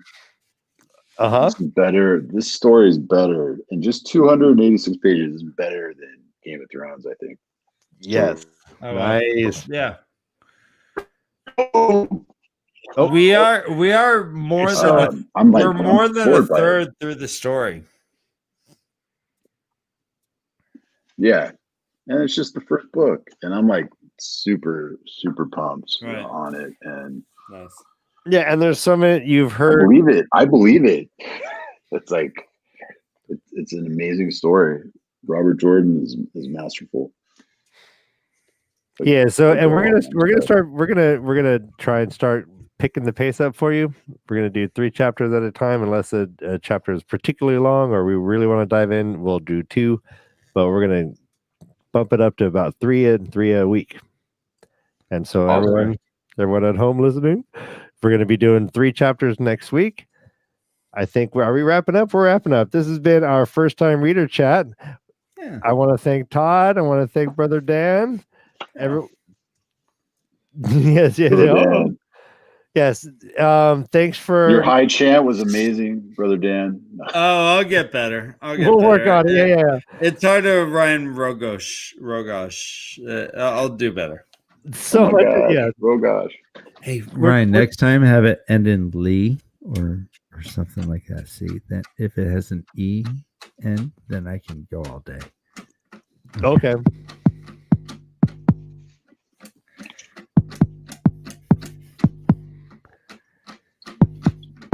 So, Todd, Shadows you gonna Waiting. write that book? Listen to win. All right, everybody. Thank you so much. We're gonna end with a little funny little thing. I'm gonna show you real quick. Have a great night, everybody.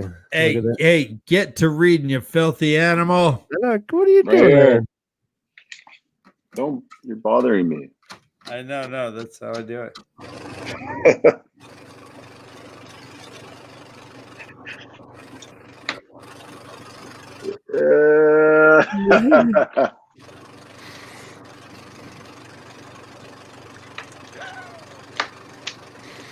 The many I talents. totally remember that. The many talents. Bye, everybody. Bye, All right. guys. I love you.